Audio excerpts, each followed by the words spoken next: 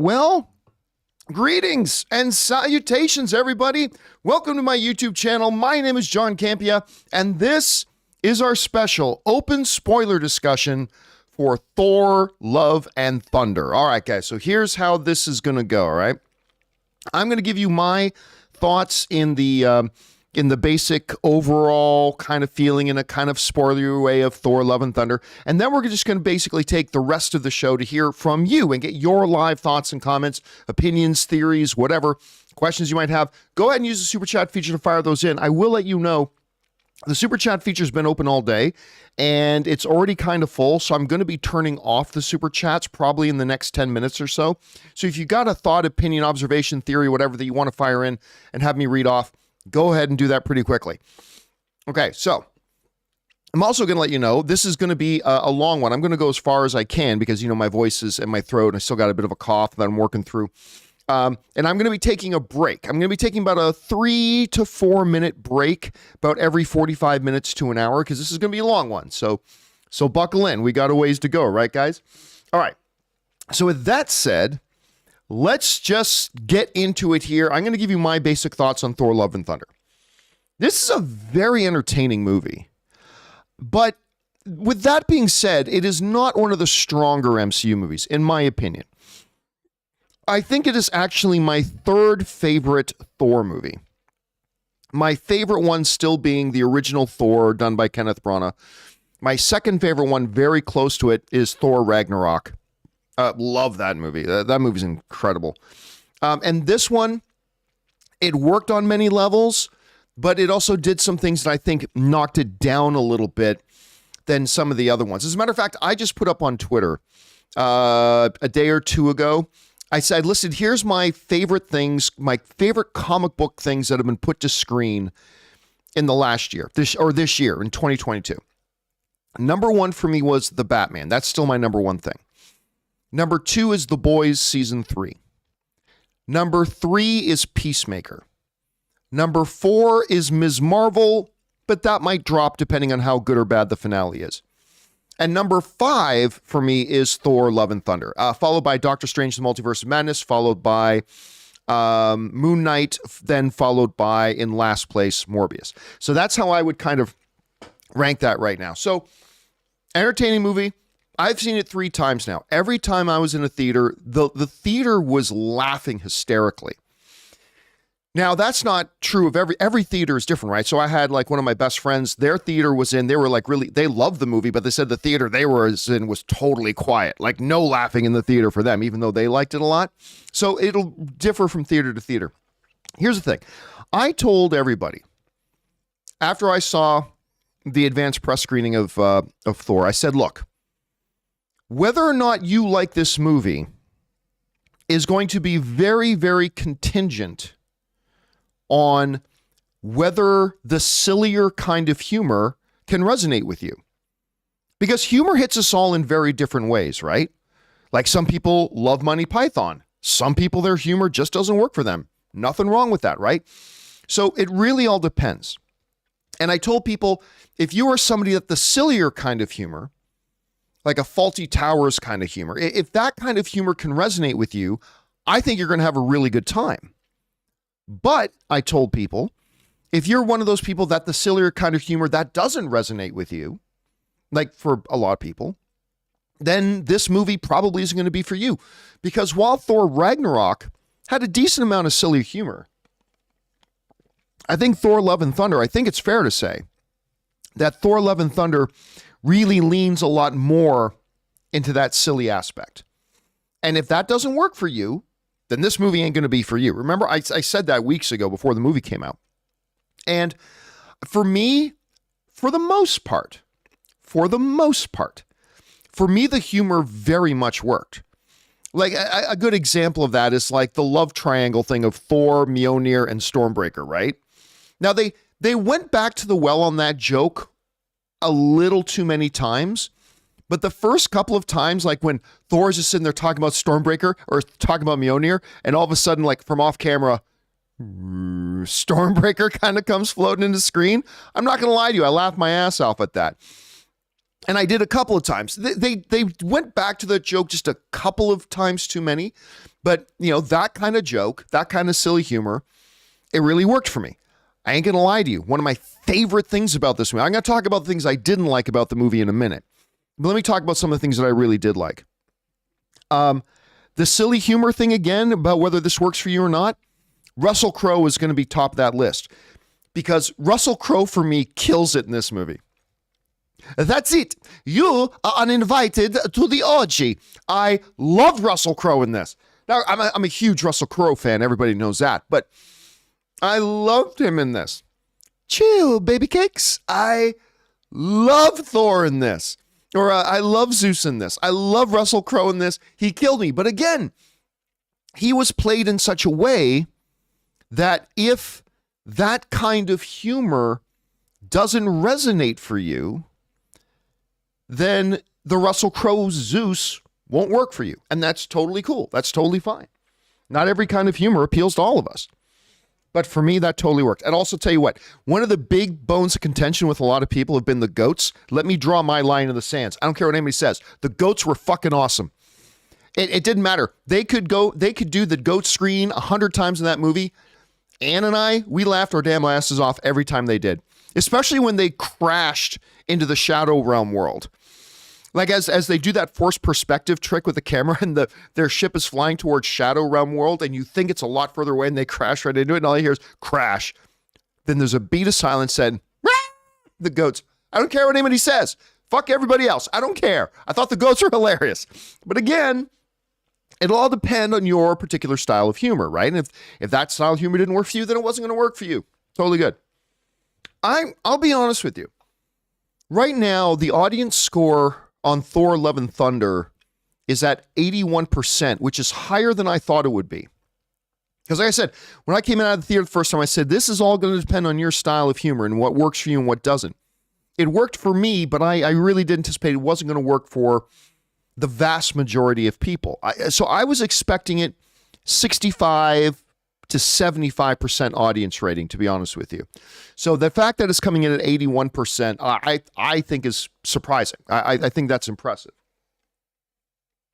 Still, I thought Thor was great, although I'll talk about one of the things about Thor himself that didn't work for me, and we'll talk about that in just a minute. But I thought Thor was great. I thought Jane was great. I have never liked the Thor-Jane relationship in the Thor franchise until this movie.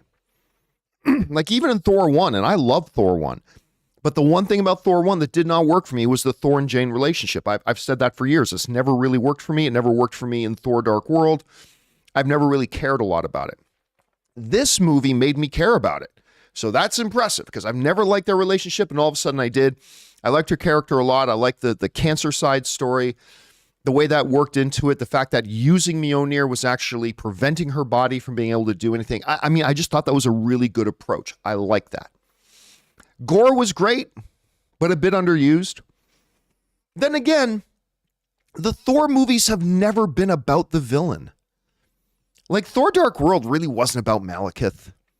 Thor Ragnarok was about Thor.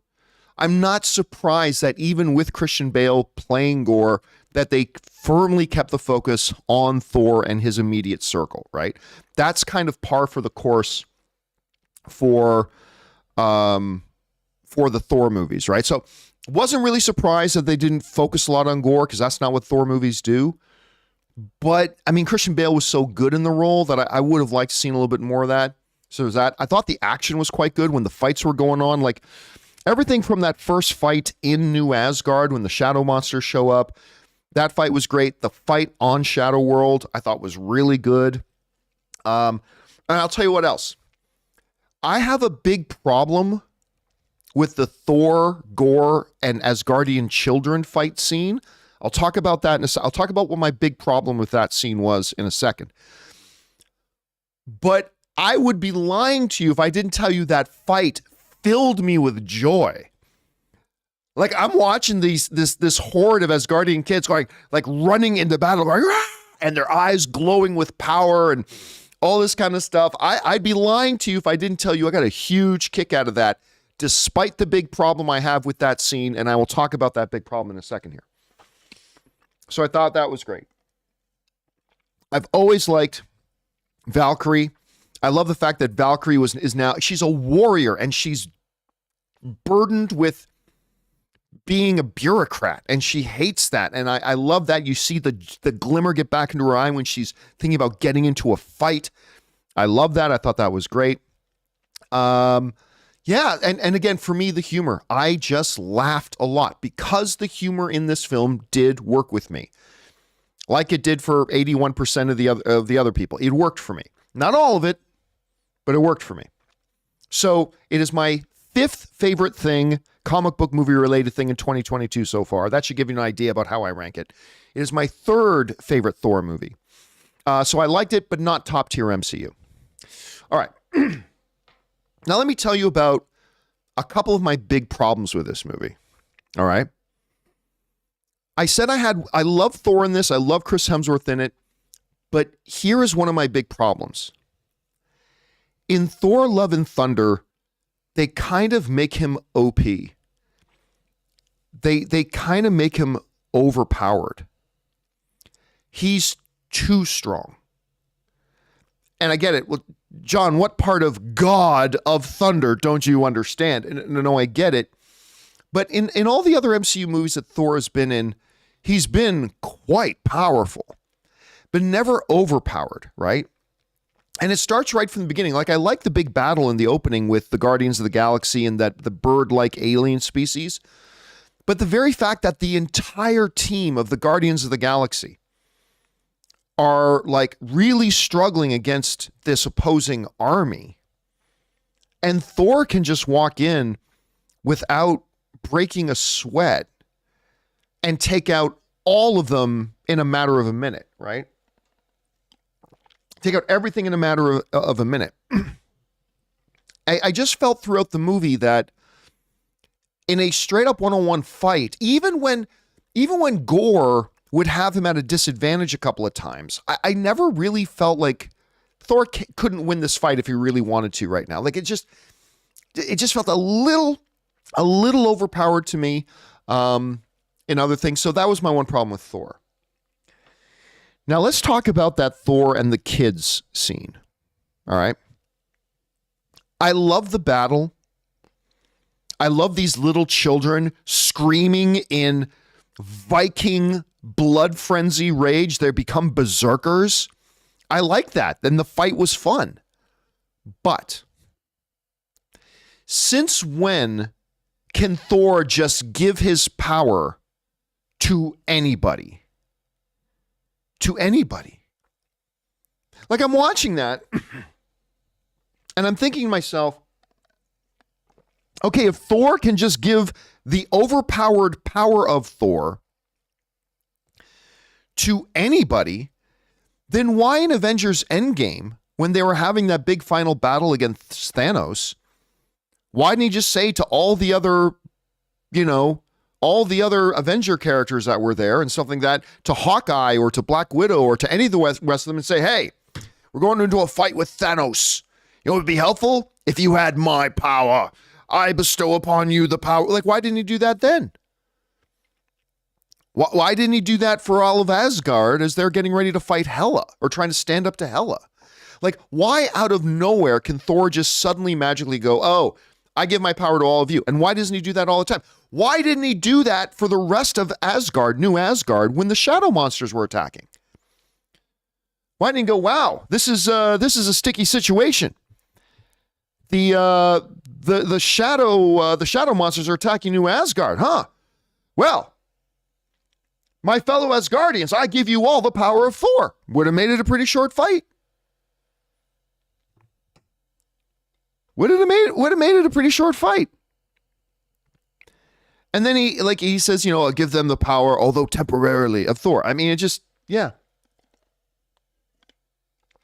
It just, again, it makes no sense. Like, if he was given to the children then, why didn't he give it to the Asgardians earlier? Why doesn't he give it to Korg? Or why does I don't know. So that part kind of pulled me out of it, because now whenever I go into the rest of the Thor movies, why he doesn't, because remember, it was his incantation was much the same as the incantation that the Allfather, that Odin gave, be they worthy and what I shall temporarily possess the power of Thor. And then on top of that, like wielding Zeus's lightning bolt, right? This is the other thing to me. Zeus's lightning bolt. I get you can take possession of it, but Thor has never touched Zeus's lightning bolt, right? He's never touched Zeus's lightning bolt. You would think that you would have to be a certain level of power to be able to wield it. And even if, because I think of Zeus's lightning bolt, considering he's supposed to be the epoch of all the gods, right? You would think that not just anybody could wield it. I would think of it in terms a little bit of like an infinity stone. Like not anybody can just grab it and hold it. Like even Peter Quill, who is part celestial, even he wasn't going to be able to hold on to that stone for long. Now, they never say that Zeus's lightning bolt is like an infinity stone. They never say that. But it just seems to me that if you're one of these beings, if you try to wield Zeus's weapon, and then aside, how would you even know how to use it? Because like the power a lot of the children had was very much like Zeus's power, right? Okay, but if you're Thor, how would you even know how to use the lightning bolt? How would you even know what incantations do or do not? They're not even in the same god pantheon. Like Odin and the Asgardians and Thor, they're in the Norse mythology. Zeus is in the Greek mythology. They're not even in the same pantheon of the gods. How would you even know how to do that? It's a little thing, but it's one of these little things that just bothers me. You know what I mean? It just bothers me a little bit. One of the other little things that bothered me was the fact that they broke canon with Korg, because in this movie, they make it seem that Korg's race are all male, right? They say the way you make a new, I can't remember the name of his species. The way you make a new one is two dudes go down a volcano, hold hands over the fire until everything melts and it comes out a new little Korgling, right? But in Thor Ragnarok, Korg referenced his mum. Now, I don't know. Maybe that's just a semantic thing. Maybe that's just a semantic thing. I don't know. So it's just, it's whatever.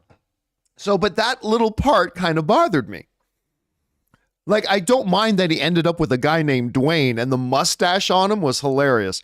But I mean, it was just, but wait, in the previous movie, you said you had a mom. So I don't know, whatever. It doesn't really matter. Not a big deal. Look, overall, this is not one of the stronger Thor films. It's not one of the stronger MCU films. But at the end of the day, I walked out of that theater with a smile on my face. I had a good time. Not as good as Peacemaker, not as good as The Boys Season 3, not as good as The Batman, anything like that. But you know what? When it comes out on Disney Plus, I've probably seen it as many times as I'm going to see it in theater now, having seen it thrice. But when it comes out on Disney Plus, I'll be tuning in and watching a couple more times. I had fun with it. So anyway, that's kind of my big thing with Thor Love and Thunder. To me, it was funny. It was entertaining. I love that. And the one thing I'll say too is this, with Thor being as powerful as he is, I like the fact, like I read some people say, well, they made Thor dumb. It's like, actually they didn't. Because whenever things got serious, Thor usually knew exactly what to do, right? Like when the children were kidnapped, Thor was like, I know how to reach out. Heimdall taught me this. I'm going to be able to reach out and take myself to the children so I can talk to the children. Right? He can do that immediately. When things are getting serious with Gorr, he's able to have that conversation with Gorr. Like when things need to get serious, Thor is able to get serious. When he's having his conversation with Zeus, he's like, when did the gods lose their way? When do we become powerless? We need to do this, right? Like when things are serious. But I find when things aren't that serious with Thor, that's when he becomes very aloof. And maybe that has something to do with how powerful he is. I'm not really sure. But yeah, so those are kind of some of my thoughts on the movie. So that's it. Yeah, good movie, entertaining, good amount of laughs. It was a step backwards for the franchise, in my opinion, compared to Ragnarok or Thor 1. Certainly it was better than Thor the Dark World. But yeah, at the end of the day, decent movie, had some very, very big laughs for me, and I'm happy with it. But again, not as good as Batman, not as good as Peacemaker, not as good as The Boys Season 3. I don't think as good as Ms. Marvel. So a mid-tier entry, and hey, listen, it's also the most successful Thor film so far, because Thor Ragnarok opened with 122 million. This thing opened with over 140 million. I don't have the exact number yet. So it's the most successful opening for a Thor movie yet. We'll see how it does as weeks go on. But yeah, there's that, guys. Okay, I am now going to turn off the super chats in about 30 seconds. We've already hit our full length, but I'll leave it open for another 30 seconds, then I'll turn it off. But for now, let's jump on over and get to what you guys have to say about this. We're going to start from Fat from Milk, who writes, Korg is the worst character in this movie, served almost no purpose other than comic relief. Yes, his presence was invasive and his jokes fell flat. I'm going to agree and disagree with you. On the one hand, did I feel that the Korg character needed to be there, like Jane needed to be there? No, Korg didn't need to be there. I 1,000% disagree with you that his jokes fell flat. I found his jokes pretty funny. He also kind of became the construct narrator for the movie, right? Taking us through the various things of, let me tell you the story about this, now let me tell you the story about this. And then when it gets to the end, it really was a nice tie-off with telling the story of Love and Thunder. That was a nice narrative construct, but I do agree, I never felt like Korg needed to be there, but I thought he did bring a nice element to it. All right, Mike Hill writes, seems like they're going to make Avengers versus the Gods next. I don't think so. I mean, that's possible. I definitely think they're obviously going to go Hercules. By the way, I love the post-credit scene. The mid-post-credit scene, seeing Roy Kent as Hercules. Yes, father. I'm like, okay, Thor versus Hercules, sign me up, I'm there. I don't know if they're going to go full gods. Remember, Zeus is still there, so he didn't actually die. I think they're going to keep him more isolated. But, I mean, if they did, then you got the Celestials were there. You got the other gods there. I mean, they could do something like that. All right. Next up, we got Sam Fisher writes, really enjoyed it. It is definitely sillier than the last one, but it knows when to get serious, which was my big problem with Age of Ultron. I agree. It did lean way more into the silly, like especially like with Bao, the god of dumplings, right? Like that wasn't necessary. I won't lie, I did giggle though at it. But it knew when to get serious. And I think it could use a few more serious moments, but you know, they were able to walk that line a little bit. Danito writes, Omnipotent City was world building gone too far. Like, why didn't Thor go to them during Infinity War Endgame? Though I do appreciate the commentary on elitism. Actually, that's a very good question. If Thanos is threatening to destroy half-life in the universe, why not go to Omnipotent City? That's a good question. Were the gods susceptible to the effects of the snap? I don't know. That's a very good question. I don't know. But that's a great thing to bring up to you. You'd think he would have gone to Omnipotent City. Yeah. All right. Josh Kahn writes, there's definitely a common thread throughout most of Marvel in Phase 4. Gods, realms, and Young Avengers. They need to be more forward with it, but we are definitely getting Secret Wars and Young Avengers. I'm not so sure. I mean, just because the Young Avengers, various Young Avengers characters are there, doesn't necessarily mean they're going to do Young Avengers. I'll tell you right now, my prediction is if they do Young Avengers, it'll be a shitty Disney Plus series. I don't know that. I mean, I hope I'm wrong about that. But I have a feeling that if they do Young Avengers, and I don't think they will, but they could. But if they do, I think it'll end up being a really shitty Disney Plus series. But then again, hope springs eternal. I keep my fingers crossed. I hope that it does, and I hope it works out right. All right. Thanks for that, Josh. Next, Sam Fisher writes, Gore wasn't as three-dimensional as I thought he would be. He was great, and Bale was Bale, but something felt missing from the character. I think it's just the fact that they didn't spend a lot of time with him.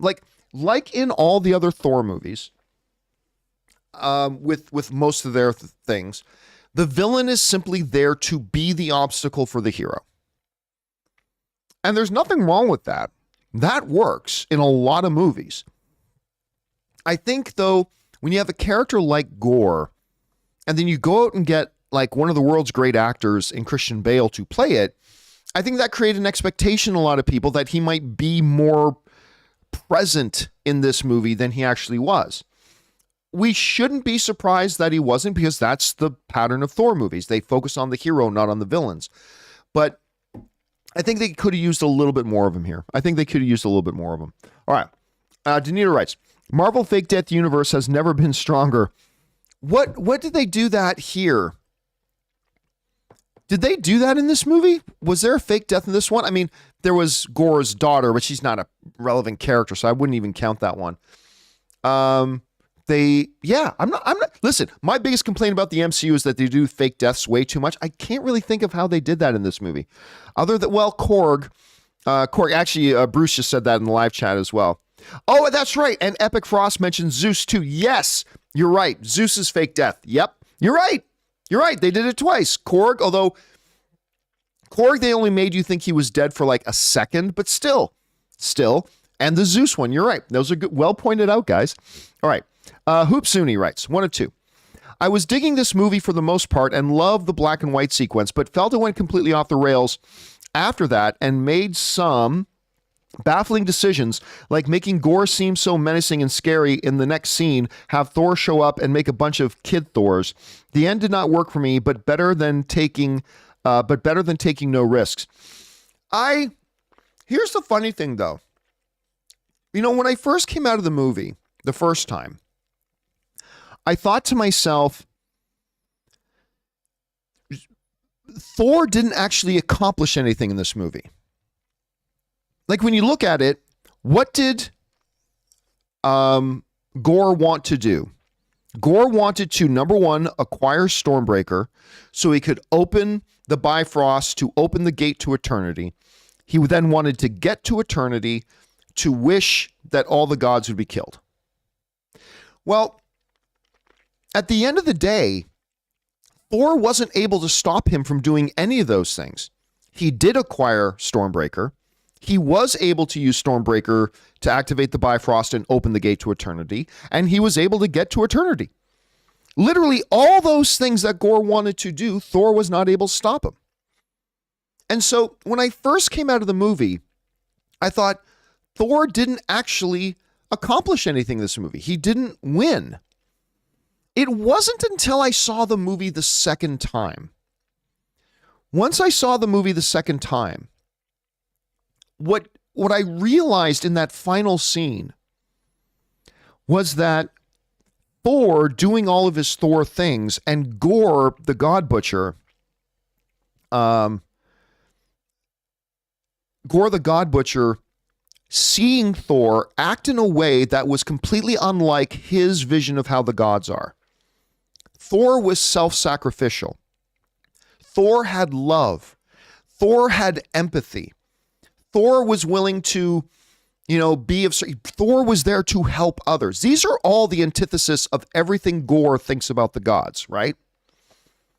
So after I saw the movie for the second time, I realized, wait, if Gore hadn't seen Thor do all the things that he had done through the movie, then at the very end, as he's at the altar of eternity,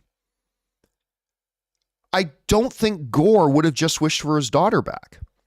I think Gore would have been still filled with every bit of rage and anger that he had, and he would have wished for the death of all the gods. I believe, after seeing it the second time, that it's because Thor was so heroic that when Jane is dying and he sees that Thor just wants to hold her because Thor as a god elevates love above all other things, that when Jane says to Gore, like, and Thor says to Gore, you're not looking for anger. You're looking for what we're all looking for. You're looking for love. If that had been any other god that said that to Gore, Gore would have brushed it off as just a spewing, desperate attempt by some god to save their own life. But because he saw Thor act the way Thor had acted throughout the entire movie and act in a self-sacrificial service, love sort of way, that it actually meant something to him. So yeah, the first time I saw the movie, I thought Thor didn't actually do anything. By the end of it, I thought, well, actually, he kind of did. So I don't know. That's still an evolving thought process in my head about that, but it's an interesting thing nonetheless. All right, let's see here. Curtis Lopez writes, I thought this movie was okay. I think they could have done 50-50 with the comedy and serious moments. It seems they went 80 for comedy and 20 for drama. I agree. And while the humor, for the most part, did work for me, Curtis, I do think instead of 80-20, maybe they should have gone for 60-40, 65-35. But I think you're right. They went kind of 80-20. I would have preferred it to be in a little bit more balanced. So I agree with you on that. All right. Sam Fisher writes, I think the 100% hid the 100% hid the kidnapping in the marketing. So that was a nice surprise. Really like Astrid, or I guess Axel. Listen, this movie is so filled with Guns N' Roses. There was so much Guns N' Roses. I didn't even mind the idea of the kid wanted to rename himself Axel. That was fine.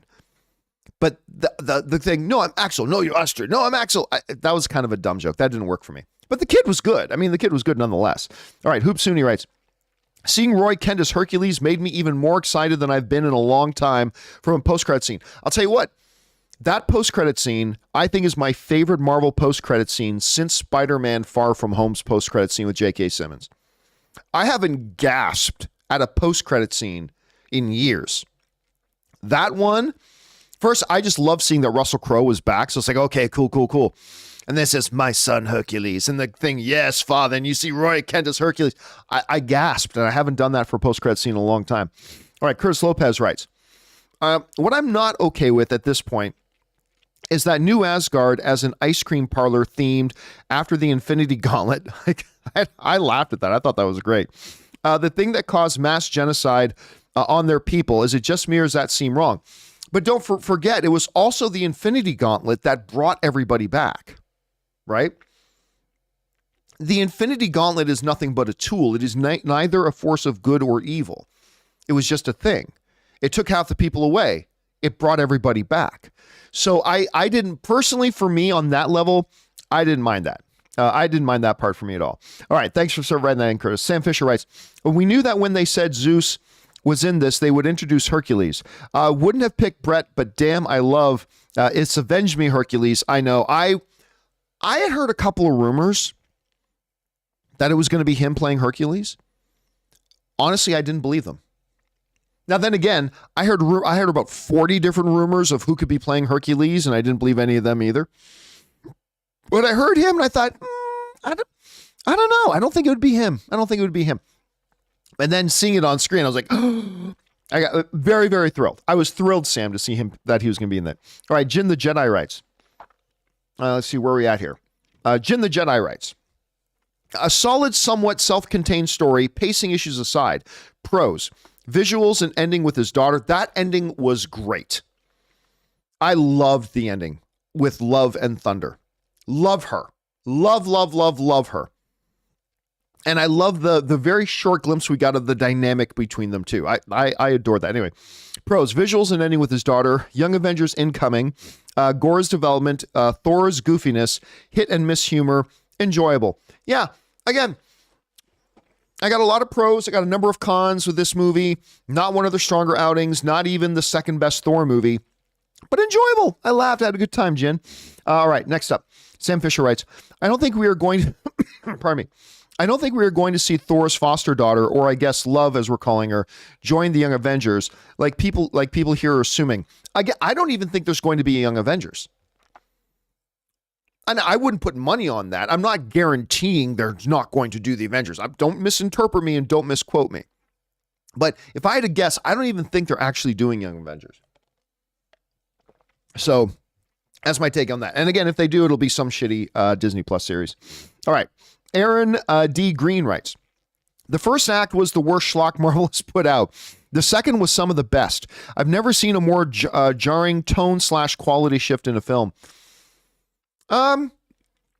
Listen, as much as I complained that Thor kind of came across as overpowered in that opening battle scene against the bird creatures, come on. Who didn't laugh when the camera pans back and you see Thor doing a Jean-Claude Van Damme splits thing holding the ships apart? Was that goofy? Absolutely it was. But come on, that was funny. At least I thought it was funny. Goofy? Absolutely. Would they have done that in a Captain America movie? Absolutely not. But I kind of like the little Jean-Claude Van Damme reference there. But that was just me. All right, Jim X Mafia writes, I think Jane whispers it's Morbin time to Thor's ear. Yes. Yeah, when he says, I think I've got the perfect catchphrase. It's Morbin time. Perfect. I think they need to make that canon, Jim. All right, Hero75 writes, Gore felt very much like a vampire or horror monster, most of all when he took the children. I hope the people doing Blade took notes from that. Yeah, Hero's great. And you know what? I saw a great interview with, some people were complaining that Gore didn't look more like he looked in the comics, which quite frankly, I was perfectly good with the look of Gore. But I saw this great interview with Taika Waititi, who said, we could have made him look more like he did in the comics, but I think a lot of people would have then compared him to Voldemort. And I'm like, really? And then I looked at some images side by side, and I'm like, yeah, when you look at the comic book drawing of Gore, he kind of looks like Voldemort. And to hear that Taika Waititi said they made the conscious decision not to make him look like that because they didn't want those comparisons, I personally thought that made a lot of sense. I personally thought that made sense. All right. Sam Fisher writes, let's see. Hold on a second. I just got to do something. There we go. All right. Sam Fisher writes, so based on how they reproduce, does Korg species only have one gender? You know what? It's almost not worth thinking about. See, that was one of my problems, right? Because if you only saw this movie, you would think Gore's species is one gender species, which is fine. But in the last movie, he made a direct reference to his mom. Again, maybe that's just a semantic thing, but it's like a little sliver in my brain that's just kind of bothering me a little bit. Next up. Sam also writes, I totally thought someone would use Eternity's wish to heal Jane. I'm torn on her death. On one hand, I loved her whole arc. The other hand, I wanted more of her. I don't know. I thought there was a perfect amount of Jane. But here's one thing, too, that doesn't quite make a lot of sense. If everybody has known about Eternity, by everybody, I mean all the gods know about Eternity. And Thor knew about Eternity. I mean, Valkyrie knows about Eternity.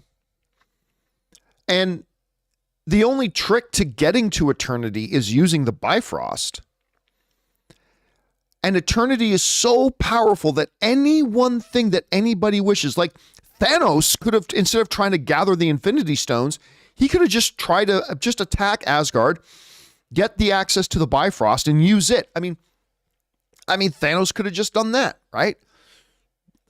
I have a hard time believing that nobody in the history of all the gods would have thought, oh, let's just get the Bifrost and open on up. Go there to Eternity, because everybody knows about Eternity. And so I cannot believe that none of them ever made to do it before. And the fact that only once will it ever work. The first person to find Eternity gets that wish. Well, if nobody's ever found Eternity, how do they even know that thing's... I don't know. Just another thing I think they could have written around a little better. All right. Parker writes, I really loved this movie. Overall, the action and visuals adventure of these new Marvel movies is such a spectacle of imagination to escape our world. I mean, I'll agree with you to a degree on that, Parker. I think it is great spectacle. You know, Thor, the battle, the shadow monsters, the fight against the bird creatures, the ultimate battle in the shadow realm.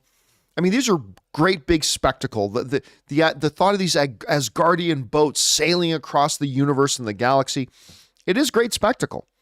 It is. All the other problems notwithstanding, that's pretty great spectacle, and that's probably why I had a good time with it. All right, next up. Square Buzz HQ writes, felt they underused Valkyrie. They might have cut some of her earlier scenes. Love Ragnarok, but this one was a bit too silly and made Thor seem dumb. Again, I didn't think Thor seemed dumb at all. I think Thor comes across as aloof. Because whenever the situation required itself to get serious, he knew what to do, right? He knew what to do. Whether it was knowing how to get to the children, whether it was pleading the case for everyone at Omnipotent City in front of Zeus, whenever there was, whenever it needed him to not just be aloof, he was. So I never got that. I never got that they made him seem dumb at all. He just seems very aloof to me. All right. Next up. Dark Jedi Knight writes and sends in like a $20 super chat. Thank you, Dark Jedi Knight, for supporting us on that level. My mom fought stage 3A breast cancer, so this hits home hard for me. I love her struggle with trying to live life while fighting death. If you're strong enough to fight stage 3 or 4 cancer while trying to help people, you are worthy. I love that comment. And here's one of the interesting things. I've heard some people asking the question, was Jane worthy, or did Jane only get the powers of Thor because Mjolnir took Thor's words of always look after her as an incantation? To me, the answer is both. I think Jane Foster was worthy. I mean, Thor kind of explains in this movie that she is the one who made him worthy in the first place. She is selfless. She is giving. She is all those things. So I think that made her worthy to wield Mjolnir. Like, she is the one who made Thor worthy. If you make Thor worthy, then you in and of yourself must be worthy. But I also think it has something to do with the incantation. I think Mjolnir called to her because of the incantation. Again, I don't know this. I'm just speculating like everybody else. But I think Mjolnir calling out to her wasn't about her being worthy.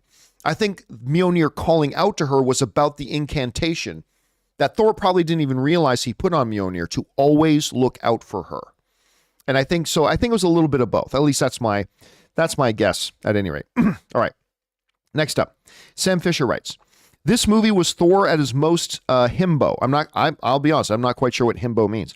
That's a character who is big, hot, lovable, but also so dumb. Think Kronk from Emperor's New Groove. On that I will disagree. I think you need to pay closer attention to the movie. Because whenever the need actually called for it, he always knew exactly what to do.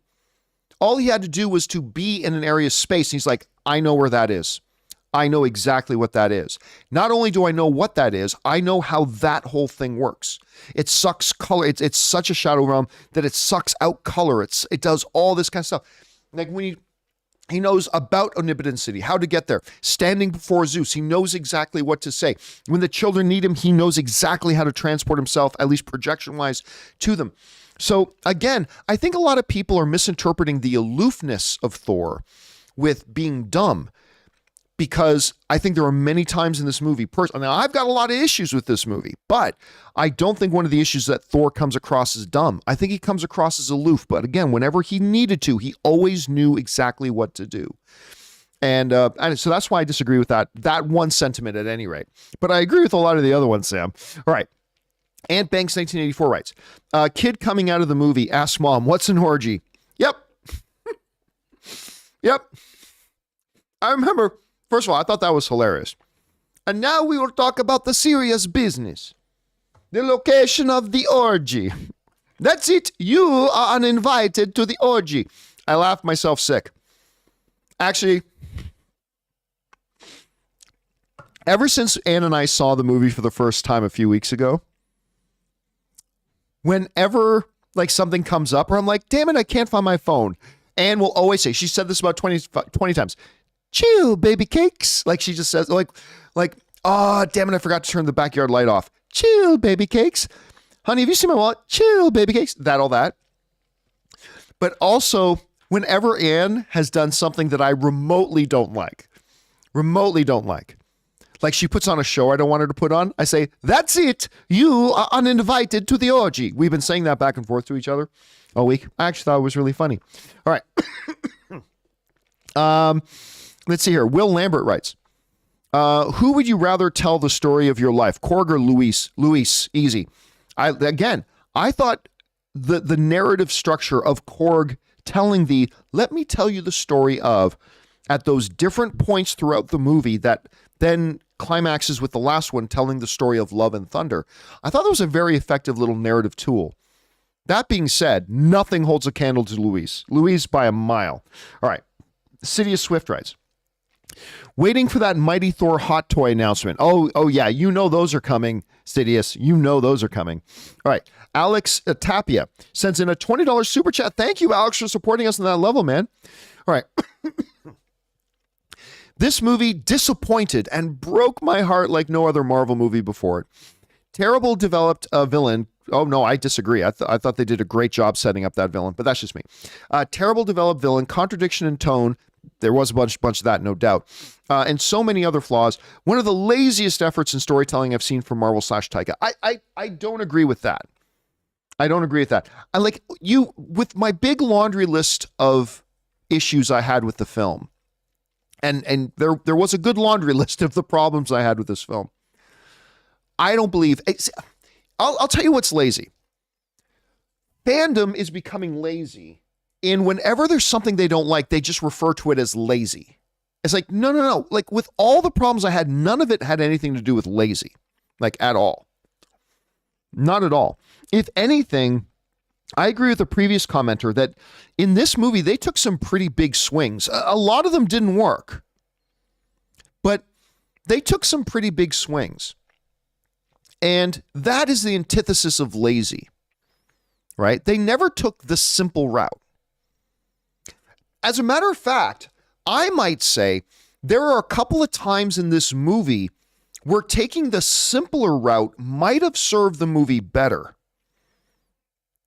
I'm thinking of a couple of instances where instead of doing something that was a little overly convoluted to achieve, agenda A, I actually feel like they could have taken a simpler narrative route that maybe would have served the movie a little bit better, maybe made the flow feel a little bit better. At any rate, with all of my personal problems, Alex, that I had with the film, laziness had nothing to do with any of them. Like, at all. But here's the beautiful thing. The beautiful thing is that these stories all hit us in different ways. And while to me, this is not top shelf MCU, it's not even in the top 4 best comic book stuff of 2022 for me. It's still a movie that worked and was entertained, but for you, it wasn't. And that's the beautiful thing about the medium, man. These movies hit us all in different ways. And this one, unfortunately, hit you a lot more negatively than it hit me. So, yeah. Hold on a second. Let me just ban somebody out of the live chat. There we go. It is what it is. Hey, man, but that's the thing. Like, there's some, like, I really didn't like Hawkeye. And I get a lot of people tell me, John, you're crazy. How could you not like Hawkeye? Well, I mean, I'm glad it worked for you. I'm super happy that it worked for you, but it did not work for me. And so with Thor Love and Thunder, yeah, I got problems with it, but it worked for me, but it didn't work for you. And that's great. That's why we as fans get together and talk about this kind of stuff. So thanks for sharing your perspective on it, Alex. I really appreciate it. All right. Next up.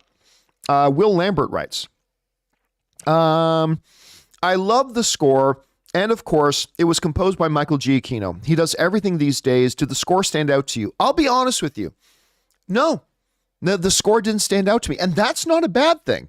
Sometimes, like John Williams has talked about this, sometimes you need a score that is memorable, that becomes identifiable with a scene. Like, say, the Imperial March or something like that, right? But John Williams has also said that a lot of times the job of the score is to be unnoticeable. The score helps give color and accent to a scene, but it's really doing its job if you don't particularly notice it. And for me, with Thor Love and Thunder, musically, Thor Love and Thunder to me was way more about the soundtrack than it was about the score. And that's not to say Michael Giacchino didn't do a very good job scoring it. I'm just saying that a lot of times I didn't even notice it, which, as John Williams would say, is exactly what it should do sometimes. So I had no issues with the score, but it didn't stand out to me. More, the soundtrack stood out to me more with all the great Guns N' Roses stuff. Okay. Johnny Weiner writes, I like this movie. Thor love triangle with hammers was weird, but okay. Gore was great, but felt like he's out of place in the MCU. I thought Jane was going to make it as a Thor. Who knows? Kid's power was dope. I thought the kids getting the power was stupid. Once they had the power and the scene played out, I'm just like, okay, but this is pretty fun. Like, I do not like that just all of a sudden Thor can just take Zeus's a thunderbolt and all of a sudden knows how everything works and has the ability just to bestow temporary power. Like, come on. But once they did that, I quite got a kick out of the fight. I admit I really did. All right. Thanks for that, Johnny. Next up, Hoser Miaz writes, does Jane get the cancer by the reality stone? I don't think so. That's never been said. Remember, they even show in the movie that her family has a history of cancer, right? So I don't think they said it had anything to do with the reality stone. At least they didn't bring it up, so whatever. Sam Fisher writes, this was the first Marvel movie in a while where I had nothing spoiled for me. You know what? It's kind of nice. I wish it happened more often. You know, me and Amy were talking about this week. There really isn't anything to spoil.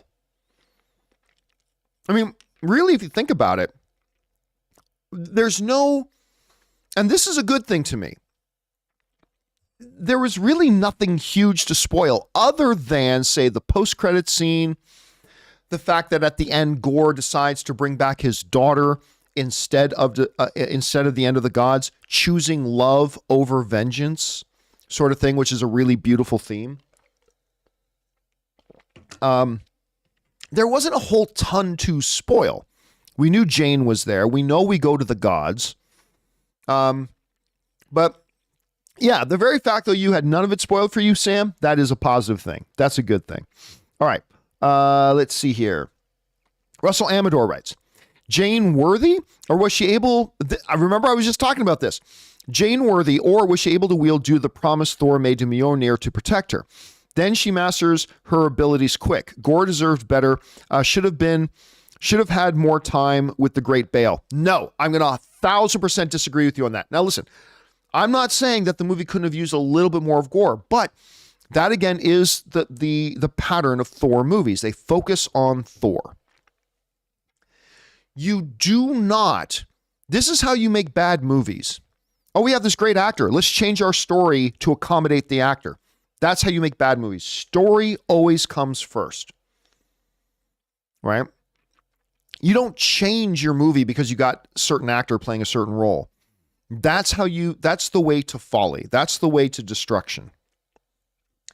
Again, right from the beginning when they wrote the script, I think you could have had a little bit more of Gore in there. Absolutely. But you don't change things up just because the actor's there. So on that, I'll completely disagree. But I was just talking about this, Russell, that I believe it is both. I believe she was able to wield Mjolnir because she is worthy. She is the one that made Thor worthy. Therefore, she herself is worthy. But I believe Mjolnir called to her because of the incantation. Again, I've not heard anybody in the making of the movie confirm that. I'm just saying that's the way I kind of speculate it, Russell. Thanks for sending that in, man. All right. A-Rod 2006 writes, as someone who is half Greek and long fascinated by Greek mythology, I'm so excited about Brett Goldstein playing Hercules in the MCU. I am also very excited about that. I'm very, very, very excited about that. I think that's going to be great. I really do. I think, number one, there was just the fact that it was Hercules. That would have been enough to make me gasp. But I am a big Ted Lasso fan. And as a big Ted Lasso fan, I was very excited to see Emmy Award-winning Brett Goldstein in the role as well. So I think that's going to be great. All right. Where are we at now? That was A-Rod. Next up, we got Mike's Movie Madness, who writes, I enjoyed the movie, definitely leaned more into the silliness, but I'm a fan of Waititi, so it worked for me. But my theater was like Amy's, not many laughs. The mid-credit scene fell flat. Because I feel like no one in my theater watches Ted Lasso. Also, did you feel like Taika overused the Korg narration? The first 2 times he used it worked, but that got tiresome by the final time. Again, I was telling you, another friend of mine was in a theater that really didn't have a big reaction. All 3 audiences I saw it with did have a big reaction. So that'll vary from theater to theater for sure, Mike. I gotta say, again, amongst all my laundry list of problems with this movie, Korg's narration was actually, I think, quite a good one, which I think set up the whole thing with the end narration of Love and Thunder. I thought that was really sweet. And I think that ultimately made that work really well. So, hey, I could see why it didn't work for you, though. I can totally see that. Yeah, but for me, that kind of stuck it. That worked. I still prefer Luis over Korg any day. But yes, Mike, for me, that worked. Appreciate your thoughts, man. Thanks for sending that in, dude. All right.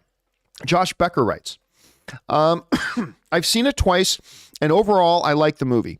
There were some pacing issues. My favorite parts were them in the Shadow Realm. It was very ominous.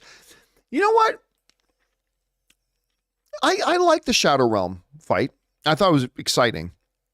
I think my favorite stuff has to be in Omnipotent City, though.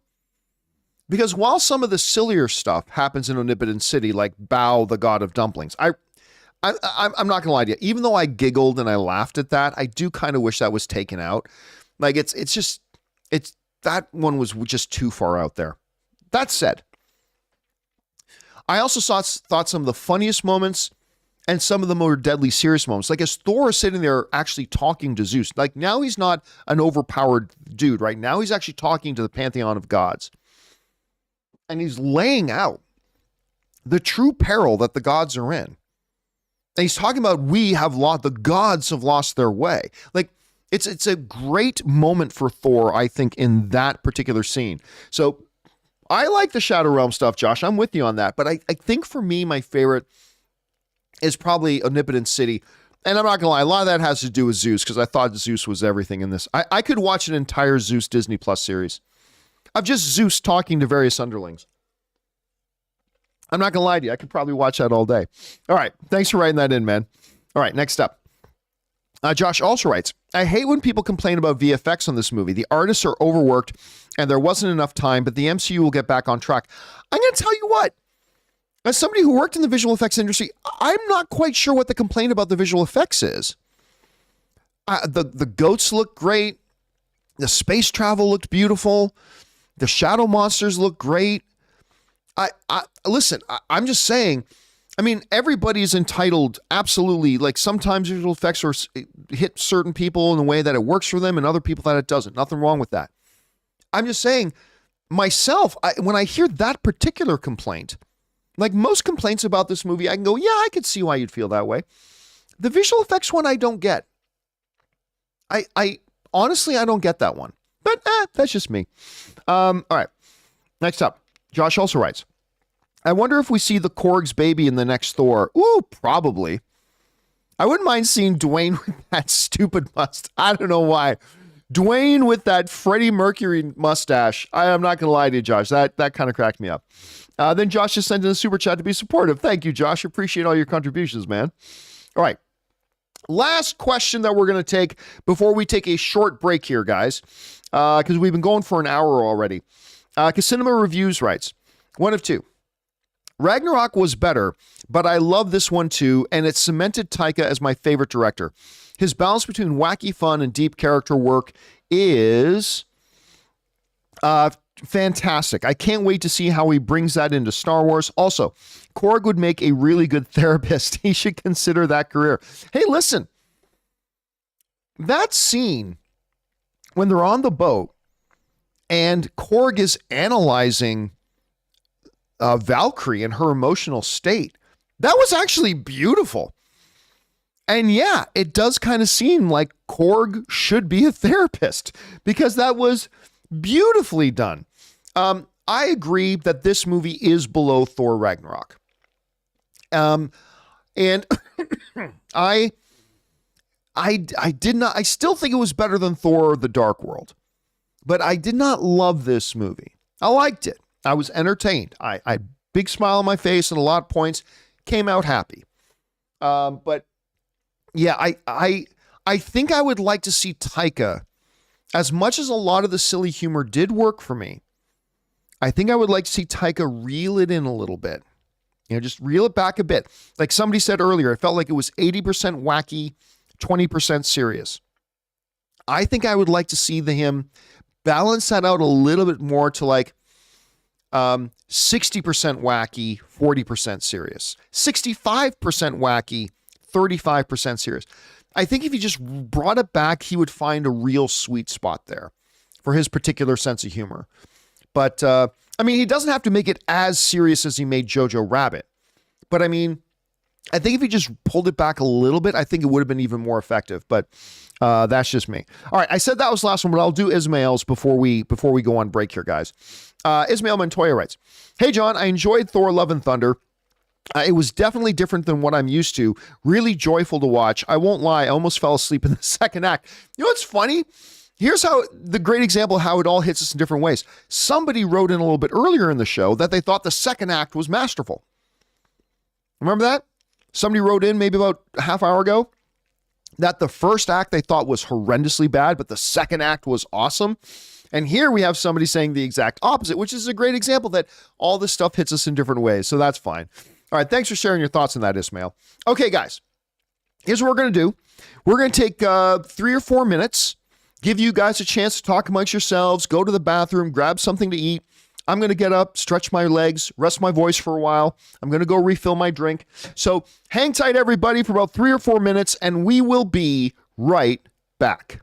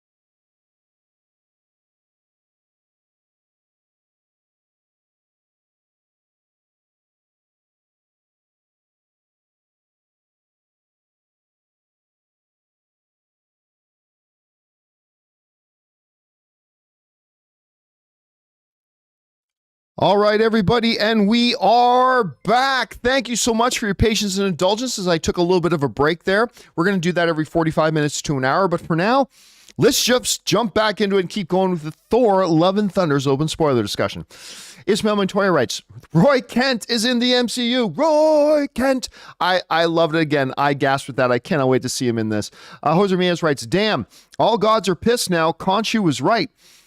I mean, it's going to be interesting. You know, Rob brought that up a couple times, that how are they going to incorporate the Egyptian gods into this? I didn't notice any of the Egyptian gods at Omnipotent City. Maybe I just wasn't paying attention, but I want to see how that all kind of works in. All right. Ben Burnside writes, hey, John, I didn't like the Russell Crowe performance as much as you did, but enjoying his commanding voice at the credit scene towards Hercules. Thor versus Hercules is a city-destroying fight. Yeah, it very well could be. That's a Superman versus Zod city, state, country destroying fight. I mean, I really hope they lean into that. Whatever story, I just want to see what story they come up with, right? Just come up with a great story for it and I'll be happy.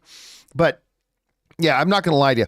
I mean, it's kind of like Spider-Man Far From Home, where it's not great when the best moment of your movie is the post-credit scene, like in Spider-Man Far From Home. Even though Spider-Man Far From Home was good, I feel like the best moment of this movie was also the post-credit scene with the Hercules thing, right? Again, I like the movie, but the best moment was the credit scene. All right. Let's see here. Ben Burnside writes, honestly, the Jane death felt like a bummer when it happened. What do you know about Valhalla in the comics? How do you think it will play into the MCU? I'm not sure that it will. I mean, I heard some people say that they thought the second end credit scene with Jane entering Valhalla was setting up that Valhalla is going to come into play in the MCU. I disagree. And I might be wrong. I'm not certain of this. I wouldn't put money on this. But I kind of feel like Taika put in that scene just to give Jane a happy ending, you know? Because it was heartbreaking the way she died in Thor's arms with them saying, I love you to each other and all that kind of stuff, and then she dies.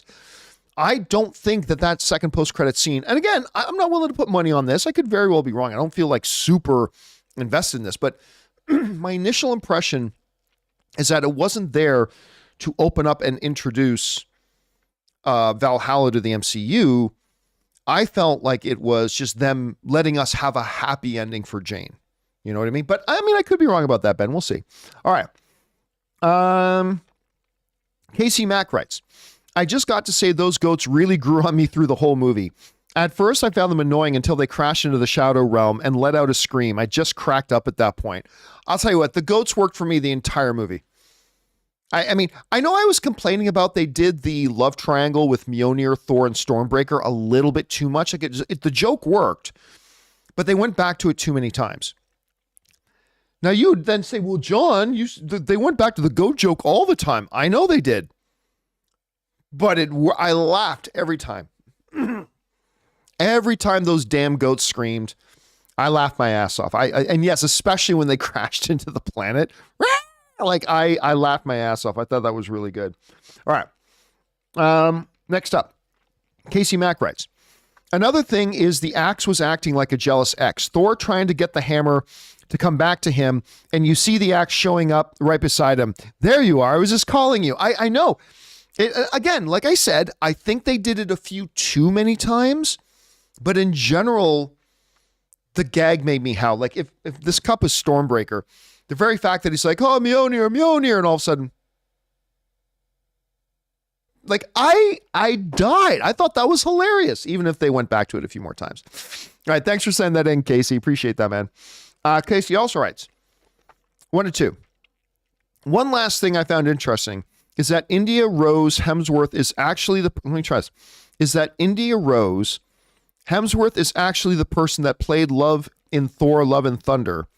Also, Hemsworth's twin son also played a role in the movie with one. Let me try that again. I found interesting is that India Rose Hemsworth. Oh, is that her name? India Rose Hemsworth, is actually the person that played Love. Oh, wait a minute. So is that Thor's daughter? Is guys in the live chat, was Love, was that actually Hemsworth's daughter? Oh my God, you guys are saying, I had no idea. I had no idea. Thank you, everybody, for telling. I did not know. I had no clue that was the case. Oh my God, she's adorable. Holy shit, that kid is adorable. Like, absolutely adorable. And that scene between him and her at the end, I mean, well, now we know why it works so naturally, because they really are father and daughter. Holy shit, I had no idea.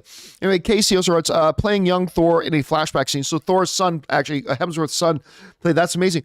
But so I'm just stuck on this. I had no clue. That is so cool to find out. It's one of the reasons I love doing these live shows with you guys. You guys teach me a bunch of stuff too. That's great. I had no idea. Oh my God, that makes me appreciate it even more. My God, their genetics are so good, because that kid is adorable. Oh my goodness. Thanks for sharing that with me, guys, and teach me that. I had no idea. All right, next up. Ryan Lohner writes, twice now, Taika has been able to shove all the big franchise stuff in the first 10 minutes and then just have fun with his own thing and the rest. Yeah, he really does kind of do that, doesn't he? And I like that. You know what? The one thing I will say is this, and take this as a complaint more than a critique, okay? This is more of a personal complaint than it is a critique. That's this. The trailers, the Guardians of the Galaxy are in a decent percentage of the trailers. I'd say a good 10 to 15% of the trailers have Guardians in them. Whether it's just Chris Pratt giving his little speech about look into the eyes of the people that you love or blah, blah, blah, right? The Guardians are only in this movie for moments. I really thought going into the movie that the Guardians would be in the very first part and then leave.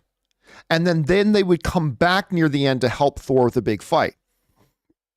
And that's why I'm saying this is a complaint, not a critique. Because it's not a critique, because it's perfectly fine that they told the story this way. But with the amount that the Guardians are in the trailers, I really did feel like we were going to get a little bit more of them. And it was a little misleading, I thought.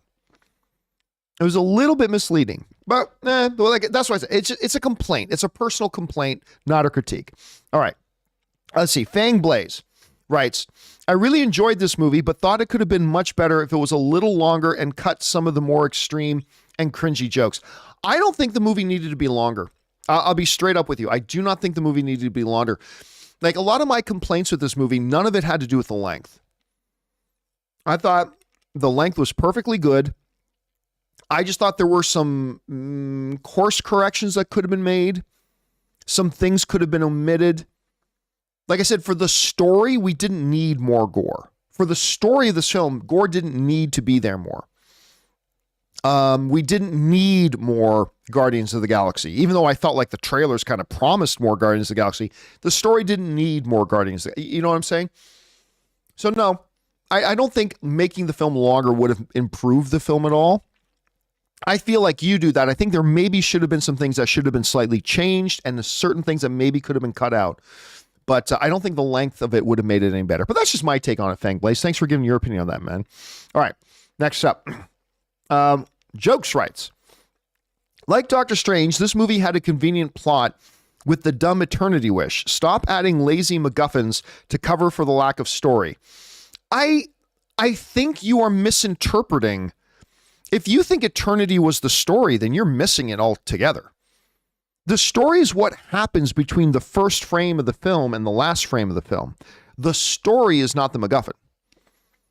Like, I already said that I felt like the eternity MacGuffin was not very strong, right? Like I said, like, you can't tell me that if all it takes to get to eternity and get this all-powerful wish, that all you need is a Bifrost, and all the gods know about it, that none of them over the span of eternity, no pun intended, all of them over the span of eternity never would have gone there and gotten it.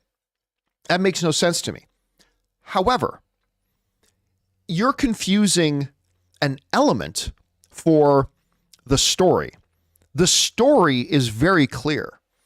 And the story of Gorr and this movie is barely affected by that last 2% that is eternity at the end. Again, I agree with you that I think that was a weak MacGuffin. But if you're confusing MacGuffin for the story, then you need to look into that a little bit more, because those are two different things. All right, next up. Crashing Coyote writes, is Guy Ritchie's Hercules movie going to be with Brett Goldstein in the MCU? Russo brothers are attached as producers.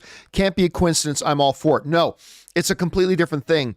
The live action Hercules movie that Guy Ritchie is doing is very specifically a remake of the animated Hercules movie. Just like Aladdin, Guy Ritchie's Aladdin was a live action remake of the animated movie. The Guy Ritchie Hercules is a live action remake of the animated Hercules movie. Has nothing to do with the MCU, has nothing to do with any of that whatsoever. So yeah, not connected at all, Crashing Coyote. All right. Crashing also writes, who wins in a fight, Ryan versus 11 versus Love? Definitely not 11. She's probably the weakest out of the three. I would guess probably Ryan, Homelander's son. My guess would be Ryan, but it depends. Like Ryan right now just knows how to shoot I-beams. He doesn't really know how to do anything else yet. So maybe Love. I mean, Love is already wielding Stormbreaker. You know what? Yeah, so I changed my answer. Right now, Love wins that fight. Right now. All right. Anthony Fonseca writes. Where'd I go? There it is. Anthony Fonseca writes, I liked it, not loved. Felt Gorr did not do much butchering on screen. Yeah, I would. Like, he killed the one god at the beginning, right? I even think for the narrative, I know I just finished saying the story didn't need more Gorr to make the story any better. And I stand by that. But that being said, I might have to give a little caveat on that for us as the audience to really get the anger and to really empathize with the savagery of Gorr, it may have been beneficial to see him, like with the first god that he kills, that was more lucky, right? That he was being choked out by the god, and then the Necrosword just flew into his hand, so he stabbed him. All right. I think it could have been beneficial to have one more scene for us as the audience to get a better picture of the anger, rage, bitterness of Gorr and the power of Gorr if we had seen one more scene of him being a god butcher. He's called the God Butcher, but we only saw him butcher one god. We only saw him kill one god, and that was really more of a fluke. So yeah, I'll side with you on that. I think one more scene of him killing another god. I think one more scene probably would have been beneficial, Anthony. I think that's a good observation. All right. Mark Vel Blah writes, Korg's partner's name, Dwayne. The Rock? Very LOL. I don't know, might have... If they hadn't put the Freddie Mercury mustache on him, I might have thought they meant Dwayne. But Dwayne, I don't know, man. I just look at that guy, and he just seems like a Dwayne. I don't know if it was a Dwayne The Rock Johnson reference. All right, Jonathan Castillo writes, I feel like Jane dying and going to Valhalla is setting up Thor dying, possibly to be with her after all, if they do decide not to continue his story. No, I disagree, and here's why I disagree. Because if you want Thor to go to Valhalla, you didn't need Jane dying to set that up. Valhalla is already a very well-established thing. We know there's in the Norse mythology, we know what Valhalla is. And so if you want ultimately Thor to go there, you don't need a setup for that. I feel like that's something we already kind of know. So yeah, I don't know. I don't know about that. I personally felt it was just to give Jane her happy ending. I think it was just to give Jane her happy ending. And if anything else, I think Thor's going to fall in love again. Because remember, you know, Jane, one of the last things Jane says to him is, keep your heart open.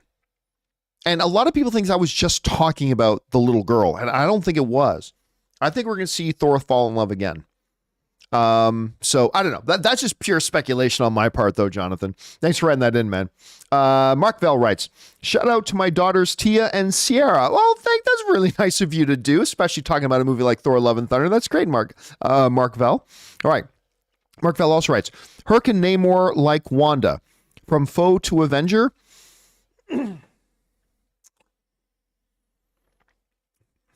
I don't know.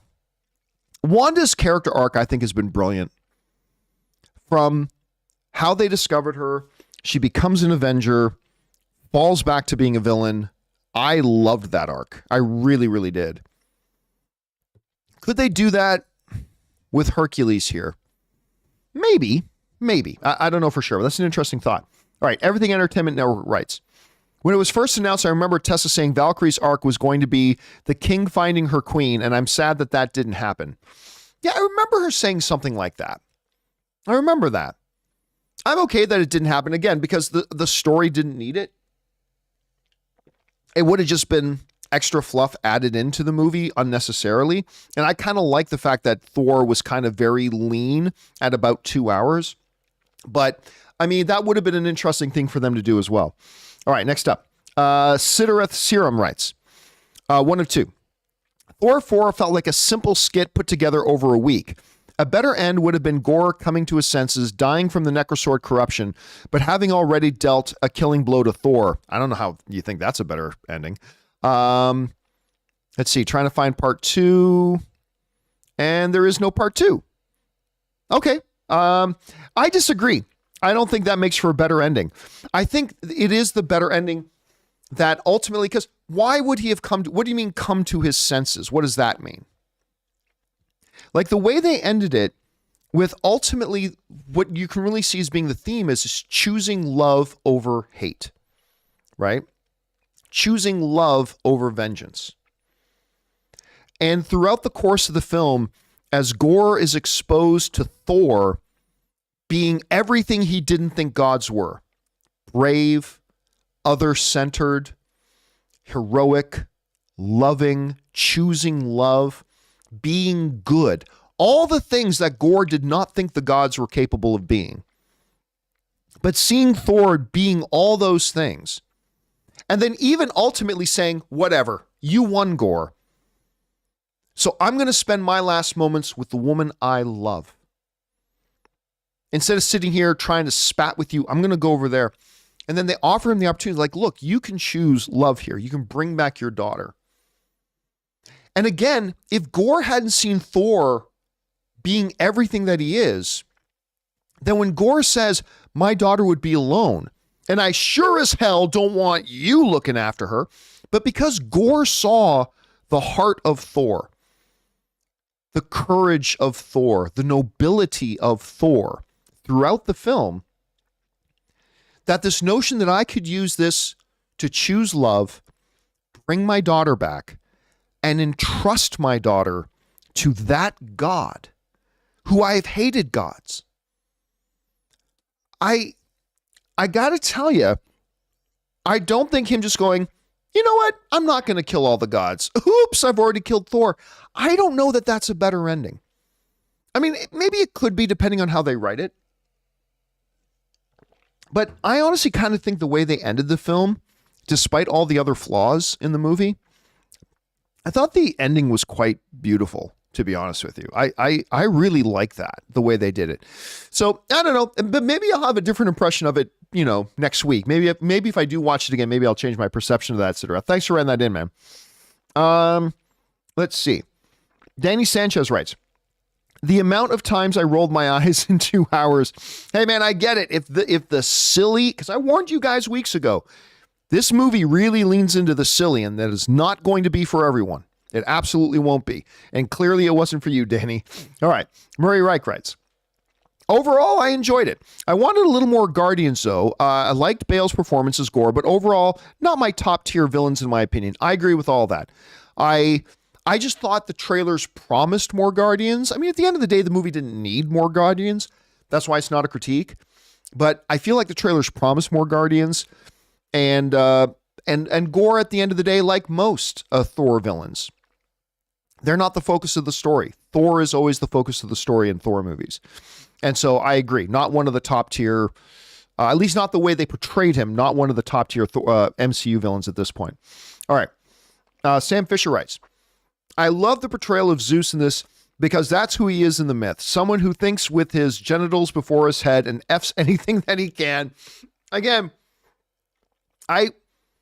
it's another one of those things where you got to understand that they really lean into the silliness. And if the silliness doesn't work for you, then this isn't going to work for you. And that's perfectly cool. But for me, it did. And I loved the Zeus stuff. I loved Russell Crowe in this. You are uninvited to the orgy. I mean, I just chill, baby cakes. I loved him in this. I could have watched a whole hour of it. I really, really could. And you're right. The reason a lot of the drama happens in Greek mythology is because Zeus can't keep it in his pants. So you're right. There was actually something quite mythologically accurate about the way they kind of did Zeus, Sam. All right. Remember, Bulldog writes, love Thor, Love and Thunder, my favorite comic movie so far. Hey, man, it didn't work for me that well, but if it worked for you that well, that is awesome. I love that you loved it. That is the ultimate thing for you as a fan. If you go in and watch a movie and it hits you in that way, that's your favorite comic book movie, awesome. I don't personally agree, and that's okay. The fact is, it is for you, and that's the important thing. All right, thanks for sharing your thoughts, Rummer. See you next up. Glenn Miner writes, so why didn't Thor just transfer his power to the entire Wakandan army in Infinity War? Enjoyed the movie, but giving kids powers bothered me logically. It did for me too. It really did. And again, I kind of put that aside because I did love the scene. Like the kids battling the shadow monsters, I got a huge kick at it. I thought it was fun. I thought I was seeing these kids going into Norwegian berserker mode. Loved it. Absolutely. But again, like I said earlier, that was one of my big sticking points in the movie. It's like, okay, So all of a sudden, out of nowhere, Thor can just bestow power on anybody. Okay. Yeah. Again, I like the scene. I did, but the logic in getting there creates a lot of problems. So I don't know. Now I just see Just Plain Steve is saying because they were Asgardian children. No, not all of them were. That's the problem, Steve. You can't just say it's because they're Asgardian children. No, because they pointed out a lot of the children there were not Asgardian. And they all got power too. So that explanation doesn't hold water. That's the thing. That's the thing. And then I'm reading some people say, like Mr. Downside saying they were Asgardians. They were not all Asgardians, so that doesn't work. And he used Zeus's Thunderbolt to do it. Since when can Zeus's Thunderbolt do that? And how would Thor even know to do that? He's never wielded Zeus's Thunderbolt before. He just whispered an incantation to it. It makes no sense. No sense. Now, I like this movie. I do. I've been saying, I mean, I don't think it's one of their better Marvel movies, but I like this movie. It's entertaining. But you can't just gloss over these pretty significant question marks about some of the decisions they did. With some of the decisions they did. Especially with the way they set up in this movie, that all of a sudden Thor could just whisper this incantation and then all of a sudden these children have power. Made no sense. Makes no sense to me. All right. Let's see here. And I love Zeus in this thing. I really did. All right. HV3 writes, I didn't catch it on my first viewing, but I love that Daryl, Thor's roommate, is in the movie. I didn't catch it on my first viewing either. I didn't notice it till my second viewing. It's like, wait a minute. That's Daryl from the Thor shorts on YouTube. Thor's roommate, Daryl, is in this movie helping out King Valkyrie. As King Valkyrie is walking through the crowd of people, she's, Daryl, get me this. And it's actually Daryl from the Thor short stuff. I couldn't believe I didn't notice that the first time I watched it, but it was awesome. I love that. All right, next up, we got MF Flash 100 writes. Why does Bale not get mentioned when people talk about best actors working today? I feel like he's never in anyone's top 5 or 10. I definitely when I hear those conversations, I definitely hear Bale's name pop up once in a while. I do. I don't know if he's top 5 for me, but I would say he's in the top 10. Academy Award winner, multiple Academy nominated, incredibly diverse, has a wide range. Yeah. Again, I don't know that I'd say he's top 5, but I would put him in the top 10, and I will often hear his name come up in those conversations. So that's just the conversations I've heard, Emma. So I don't know about you, though. All right. Sam Fisher writes, was that tour guide Thor's roommate from that Team Thor Civil War short? That's an amazing Easter egg. Again, like I said, it's Daryl. It is Daryl. He's there working with Valkyrie. Let's see. Moda Awesome writes, loved this movie. It was a breath of fresh air and very entertaining. The jokes worked for me, and that scene where Jane died had me in tears. Nicole was right. Heartbreak feels good in a place like this. Listen, I'll tell you what. The theater I was in, when Jane died, you could hear the tears in the theater. You could hear the sniffling. You could hear in the theater. There was a lot of emotions going on in the theater when that happened. That tells me you've directed that scene right. And it was. Again, I wish it had been better. I wish Taika would have scaled it from that 80% silly, 20% serious down to like 60% silly, 40% serious. I think that would have made the movie better. But at the end of the day, I didn't like it as much as you, Moda Awesome, clearly, and that's cool. But I did enjoy it. I would be lying if I didn't say I laughed a lot. I had a smile on my face a lot of time through the movie. And when I came out, I thought that was a pretty positive experience for me. So that's all I can ask for, but I'm glad you liked it as much as you did, man. You liked it a little bit more than me, but I'm glad you liked it that much, dude. Thanks for sharing your thoughts. All right. Cap Avenger 93 writes, did you notice that when Gore, before coming out of the shadows, you see more of a demon monster-like appearance on his face? I love the little details. Yeah, they did that kind of take on him a couple times throughout the movie. Again, I just thought he looked horrifying. I thought he looked absolutely horrifying, especially when he was like whispering to Thor, like, call the axe. Like, that was a very, and you guys know that I had seen Thor, like I had been given clips of Gore months ago. And we told you guys, we had a clip sent to us, and obviously we couldn't share it, but I said it was totally horrifying. That was it. When he's like, call the axe. I'm like, out of context with everything else in the movie, and that's the first thing I saw of Gore. Like, oh my God, he's horrifying. He was absolutely horrifying. Particularly when I saw it months ago, it was like, oh my God, like that was really quite well done. All right. Tacky75 writes, I'm Greek. No way Zeus' accent was a Greek one. It was a mixture. There was a little, I definitely noticed a little Italian in there, a little Greek in there, a little something else in there. But whatever, the way they chose to have Zeus speak was amazing. I loved his speaking voice, whether it was accurately Greek or Italian or what. That didn't matter to me. I just loved the way he sounded. I thought he sounded great. Gilbert Garcia said there's a little bit of Irish in there too. I agree. I think there was a little bit of Greek, a little Italian, a little Irish was in there too. It was a mix of stuff for sure. All right. Jose Riaz writes, I like the movie, but it really felt like a parody / cartoon most of the time. I'm really getting tired of Marvel forcing comedy into their product.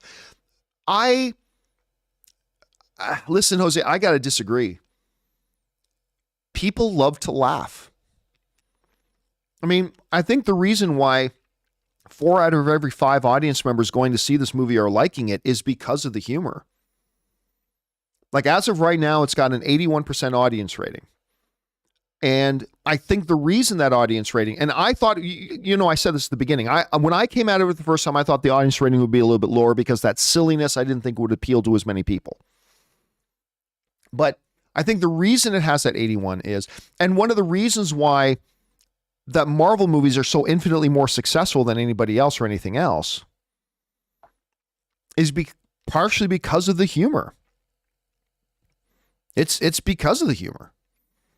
Audiences love to laugh. And when you can incorporate laughs with excitement and mythology and all that kind of stuff, you get a winning combination.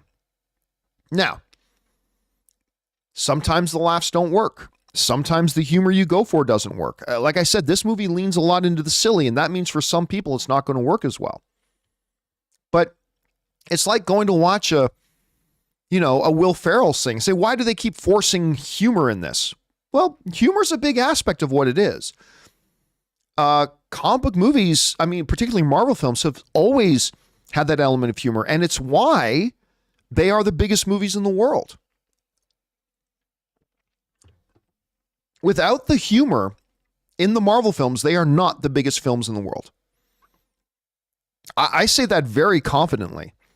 If you don't have Marvel's humor in the Marvel movies, then they are not the biggest films in the world. Because comedy and making an audience laugh is a real important thing for the general movie-going audience.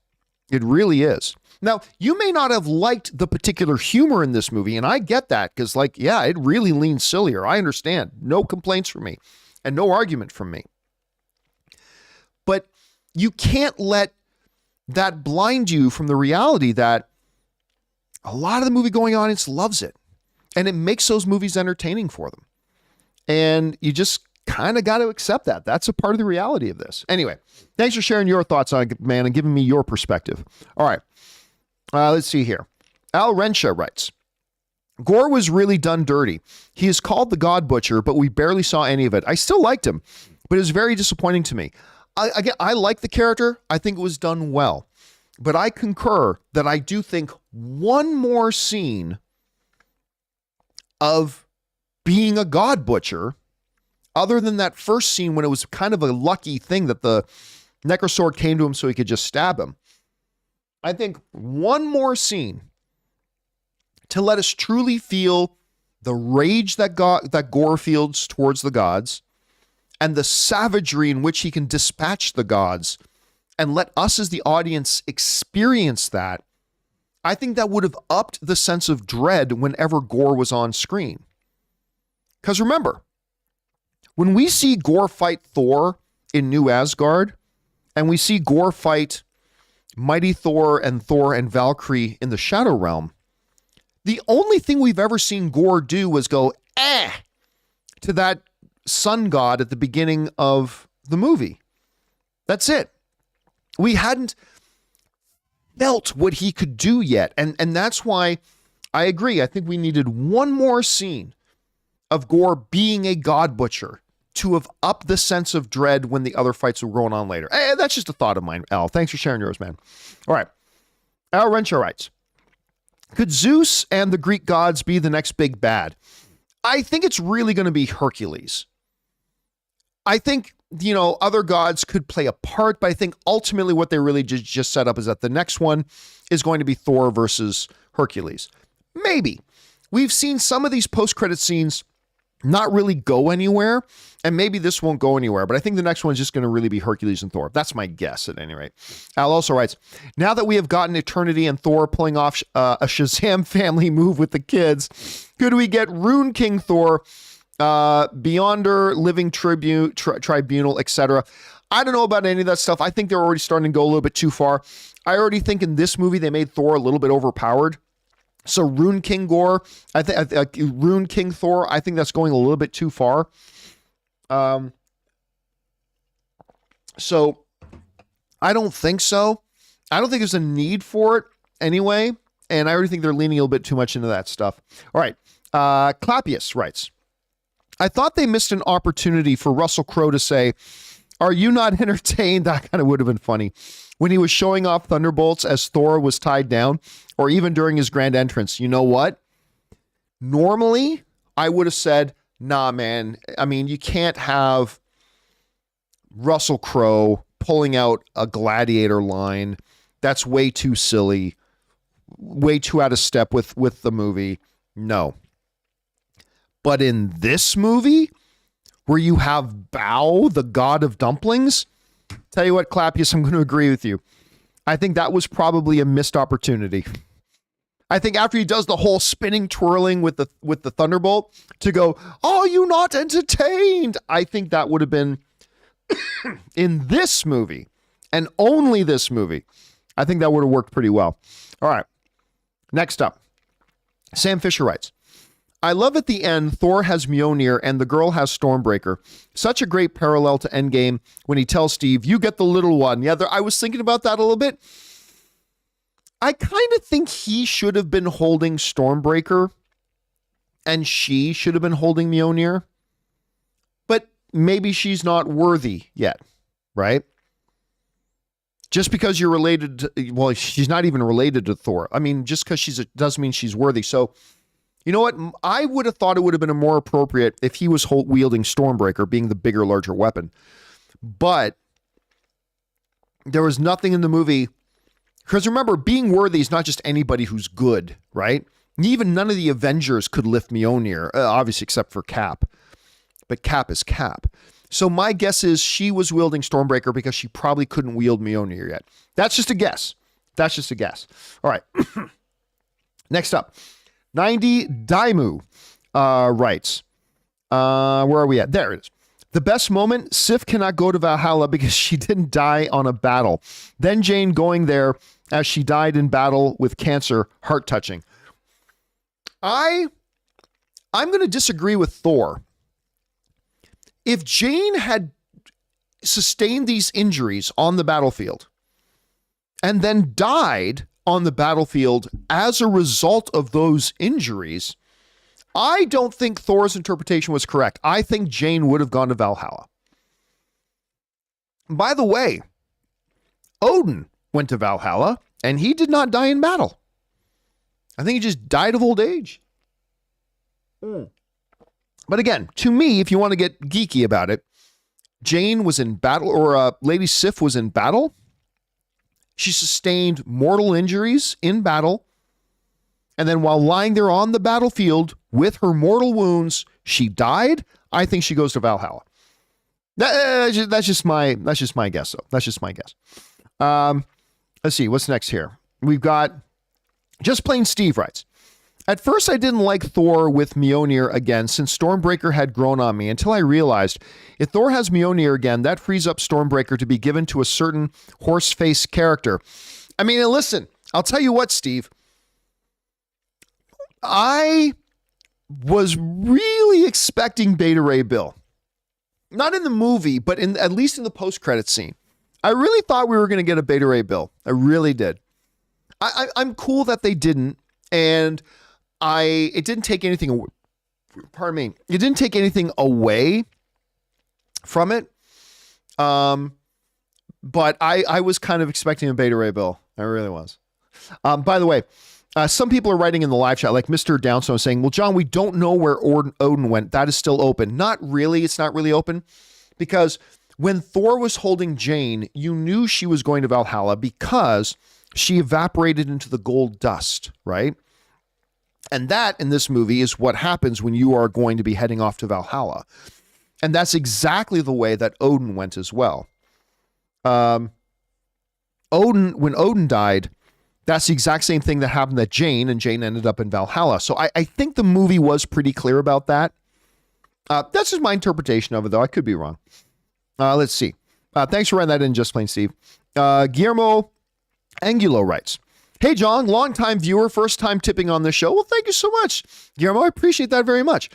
I really enjoyed Love and Thunder. Didn't love it as much as Ragnarok, but still enjoyed it. The goats were the MVPs. I keep saying, listen, I know a lot of people complaining about the goats.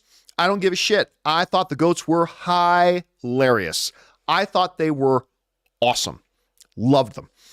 Absolutely did. For me, personally, now, I obviously like Ragnarok more than Love and Thunder. I don't think Thor Love and Thunder is all that close, to be honest with you. Like, I think Thor Ragnarok is here, Love and Thunder is here. It's not like Thor Ragnarok is here, Thor Love and Thunder is here. To me, it's a decent drop. Still good, still entertaining, but yeah, not quite as close. Anyway, Guillermo, thank you for writing in. Thank you for being a viewer for so long, man. We appreciate that, dude. All right, we're going to move on now to Andy. And Andy writes, one of two. Gore, I have a new purpose now for when I'm needed, But when a god hits the ground, it's not just a kill, it's a warning to them. The Necro Sword is a tool. They think I'm hiding in the shadow, but I am the shadows. Is that actually dialogue from I can't remember. It's been a while since I've read the Gore storyline. I can't remember if that's directly in line from it. But obviously the Necro Sword is different in the MCU than it was in the comic books, like significantly different, but still all that.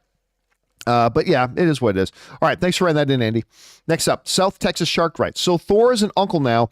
Can't wait to see more of it. I agree. I want to see more of that little girl. And I never even knew that was actually Chris Hemsworth's daughter. I had no idea, and I'm super excited to see more of it there. Let's see, Andy writes, 1 or 2. I thought Zeus was stupid as fuck. He chose Hercules when he could have sent his other son, Superman, instead. Russell Crowe thing. Also funny how in Man of Steel, he tells his son to be a symbol of hope in the sky for people to strive towards, while in Thor Love and Thunder, he tells his son to take away their hope and ideals from the sky. Ooh, that's actually, I don't know that Taika did that on purpose, Andy, but that's a really good observation. That's a really good observation. That in the one, as the father, he's telling Kal-El, be the symbol of hope as they look to the skies. But in that other one, he's actually doing the antithesis of that. That's actually, I didn't even think about that. That's really cool. I doubt that Taika did that on purpose, but I love the fact that you noticed that and that you pointed that out. Well said, man. All right. Andy also writes, want to know how much I dislike the army of children fighting in the last act? I felt like something Riverdale would actually do, and they would. Listen, I have an issue with the children getting powers. I had a big issue with that. But even though that's the case, I would be lying to you if I didn't tell you I was laughing and smiling a lot during the actual battle. I got a big kick out of it.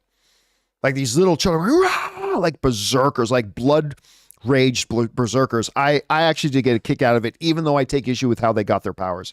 All right. South Texas Shark writes, I really like Korg. That Korg's friend name is Dwayne. I don't know why. I look at that face and I just see Dwayne. I don't know why, but I agree with this, South Texas. South Texas also writes, me watching Korg die. Oh, hell no. Kill that effer. Oh, yeah. I mean, I actually thought, again, Marvel fake death universe, but when Zeus hit him with that lightning bolt, thunderbolt. When Zeus hit him with the thunderbolt, I really thought they were killing Korg. And you know what? For the drama of the movie, maybe they should have killed Korg. I mean, I like Korg. I like Korg very much. I love the Dwayne scene at the end. But again, Marvel fake death universe. Make the audience think somebody died. They didn't. I'm surprised they actually sent Jane to Valhalla.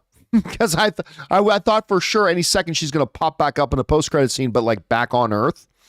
Like I thought in the second post-credit scene, that gold dust that she turned into, it'll be back on Earth with her best friend. I can't remember the name of the girl with the glasses.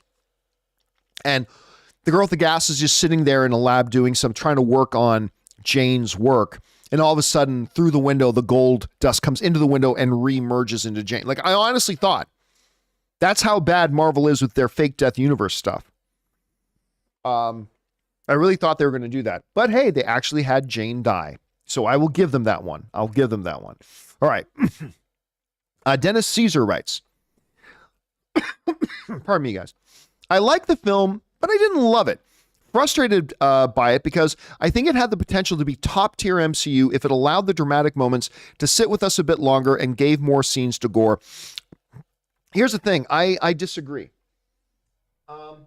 I don't disagree that the movie could have been better. Just throwing more runtime at it wouldn't have made it better. I completely disagree with that. I don't think it's like if you have a problem, just throwing money at the problem doesn't fix it. Just throwing more runtime at this movie wouldn't have done anything for the movie. I'm not even sure that leaning more into the serious aspects would have improved it that much. Like I said earlier, if they had moved from the 80% silly and 20% serious to more like 65% silly and 35% serious, I think that would have been an improvement. And it would have. I think it would have been an improvement. But I don't think it fundamentally changes the nature of the movie. You know what I mean? So, yes, I think Love and Thunder, coming off of Ragnarok, which is magnificent, I think it had the potential to be one of the best MCU movies. Like maybe top 6, top 7 MCU movies. But I disagree with the notion that just throwing more runtime on it or cutting out some of the silly jokes would have made that vast of a difference. You know what I mean? And I don't think just throwing more, again, I think Gore needed one more scene that would have helped a bit. But let me put it this way. While I think moving it from 80% silly to like 65% silly, I think that could have moved it from like the 16th or 15th best MCU movie to maybe the 13th or 12th best MCU movie. I don't think making those couple of small changes would have made it a 16th or 15th best movie to a 5th or 6th best movie. You know what I'm saying? But that's, I mean, I don't know. We'll never know. That's the thing. We'll never know. So maybe you're right, Dennis, and maybe I'm wrong. But I mean, that's just kind of how I see it right now. All right. Next up. Christina B writes, Thor 4 has many good qualities, but feels imbalanced. What if Korg was first to set up tone, then Gore's later seen to build up the drama? I don't know. I don't know that the order of the film really done much, Christine. I mean, like, personally, I love the way the movie opened. I love the fact that this movie just straight up opens with Gore. I mean, your heart breaks, right? As he's walking across this caked, dry earth with no sign of life or water or anything everywhere, holding his dying daughter. I mean, I thought it was a good way to open the movie. There are certainly things that could have improved it, but I don't know if, starting with a little sillier and then getting more dramatic, I don't know if the order of things would have changed it much, but it's a thought. It's a thought, Christina. Thanks for sharing it. All right. Next up. Christina also writes, soundtrack and love triangle with Thor, Stonebreaker, and Mew Mew were my favorite parts of the movie. Both Bale and Crow's accents were awesome. Yeah, I love their accents. The soundtrack was incredible. I'm not the biggest Guns N' Roses fan in the world, but oh my God. The Guns N' Roses, especially with the kid fight. Again, I have big problems with how they gave the kids powers. I don't think that made any sense whatsoever. But the fight itself to me was fun. But I'll tell you what really made it was when they start using that Guns N' Roses song, the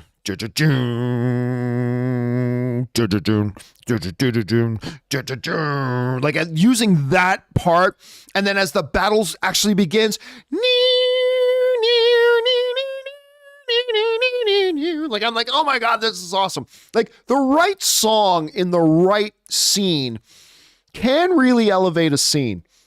And again, while I have big issues with how they gave the kids powers that I think was just kind of dumb, the actual scene and then that choice of song and music right there, oh my God. That was so good. And you're right. Some people writing in, that's the midriff in November Rain. And I love the fact they didn't play November Rain right from the beginning, but rather from that part with the like this that part of the music in their right song that was perfectly placed. A perfectly placed piece of music for me. All right. Next up, Joe writes, I think this film balanced humor and emotion better than Ragnarok. I disagree with that, but I'm glad you felt that way. Gore's origin, Jane's cancer confession, Jane's death, Gore's wish, all handled well, sans jokes. Ragnarok has Asgard explode and joke. Yeah, but it was a funny joke. I mean, I love that part of Ragnarok. Again, personally, Joe, and you and I, this just hit you and I different ways. Your opinion on this is no less valid than mine, but I do feel a little different than you. I really do think the balance of the silly and the heavy in Ragnarok was much better than it was here in Love and Thunder. Again, the movie works for me. I found the humor funny, but I felt it was a little bit more disproportional than it was in Thor Ragnarok. But that's just my take on it. You felt differently, and I respect that, man. Thanks for sharing your opinion on it. I appreciate it. All right. Next up. AV Callie writes, after seeing Thor 4, I'm convinced Marvel does not know what to do post-Infinity War saga. I can only contemplate at their monumental success in the 23 cumulative films that led to Endgame. No, I disagree with that 100%. Look, not all movies have to be connected to the overall story arc of the shared cinematic universe. Thor was a very isolated, it's like picking up an issue of a comic book and just reading a single shot story. I love it. A couple of the better comic book movies the last number of years have been just that.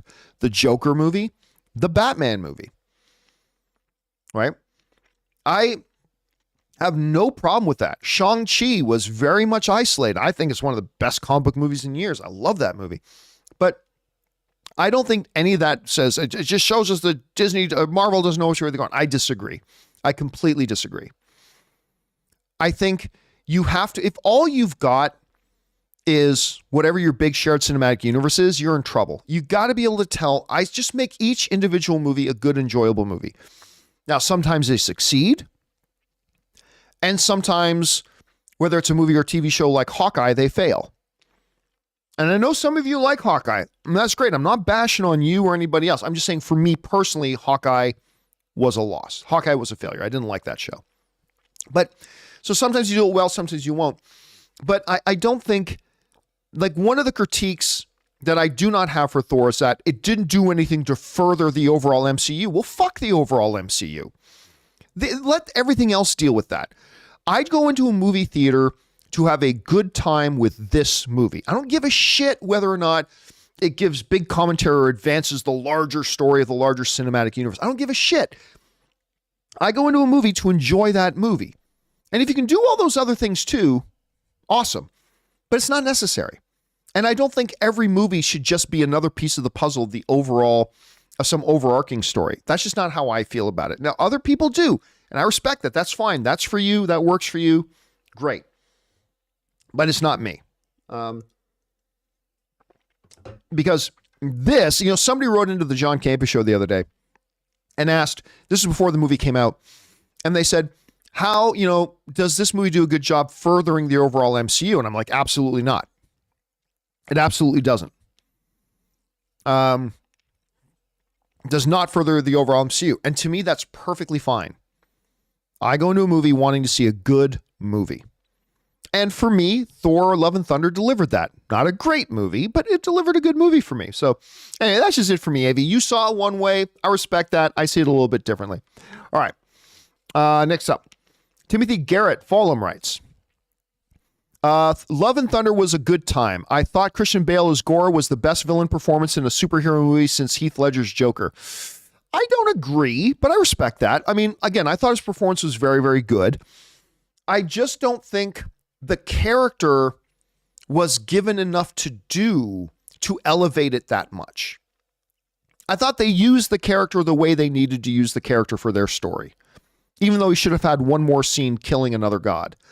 But yeah, I mean, I thought it was very good. I wouldn't say it's the best villain performance. Like, I mean, I think several villains have been better because they were just given more to do. But like Heath Ledger's Joker was given a lot to do. I mean, you could argue that Batman movie was really more Joker's movie, but he was given a lot to do. Killmonger was given more to do in Black Panther. Thanos was obviously given more to do. So I would disagree, but not because I didn't think Christian Bale didn't give a great performance, Timothy, but rather because I just don't think the character was given enough to do in the story. And that's fine. The villains are there to serve the story. And if your story needs a bigger villain presence, great.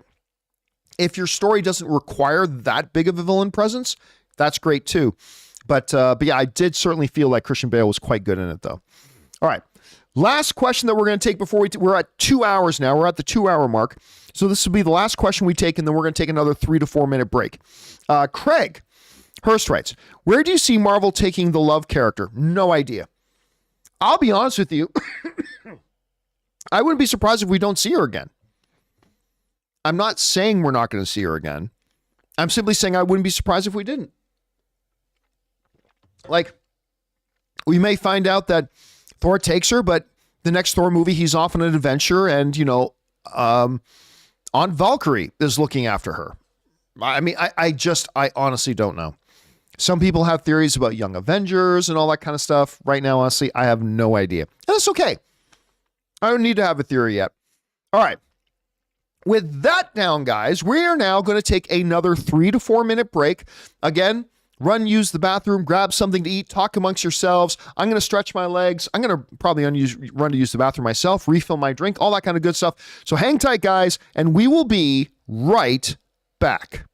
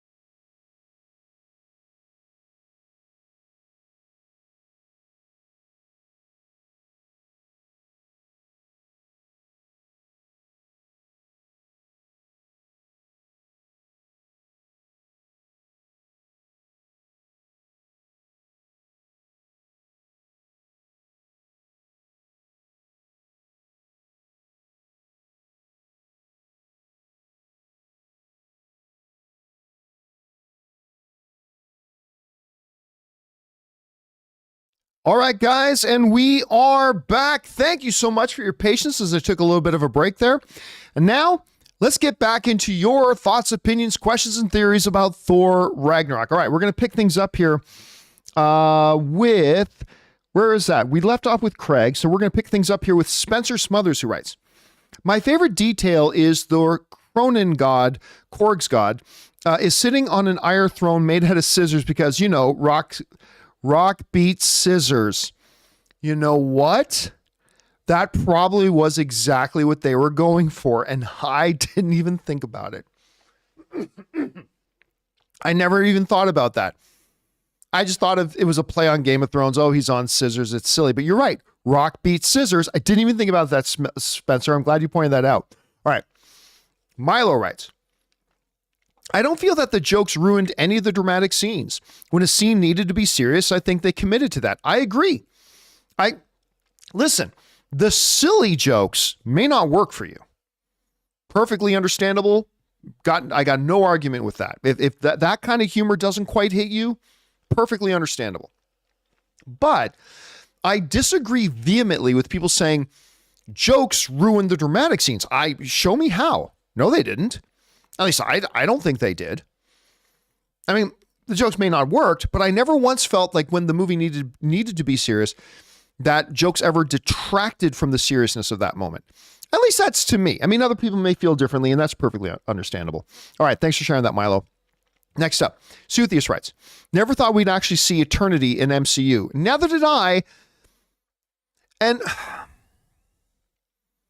I almost kind of wish they didn't. I just like, well, if that's been there the whole time, you're telling me nobody in all of history has ever gone there to do that before? It seemed a little weird to me. Anyway, Suthius also writes, just realize if Valkyrie's Pegasus can open up portals.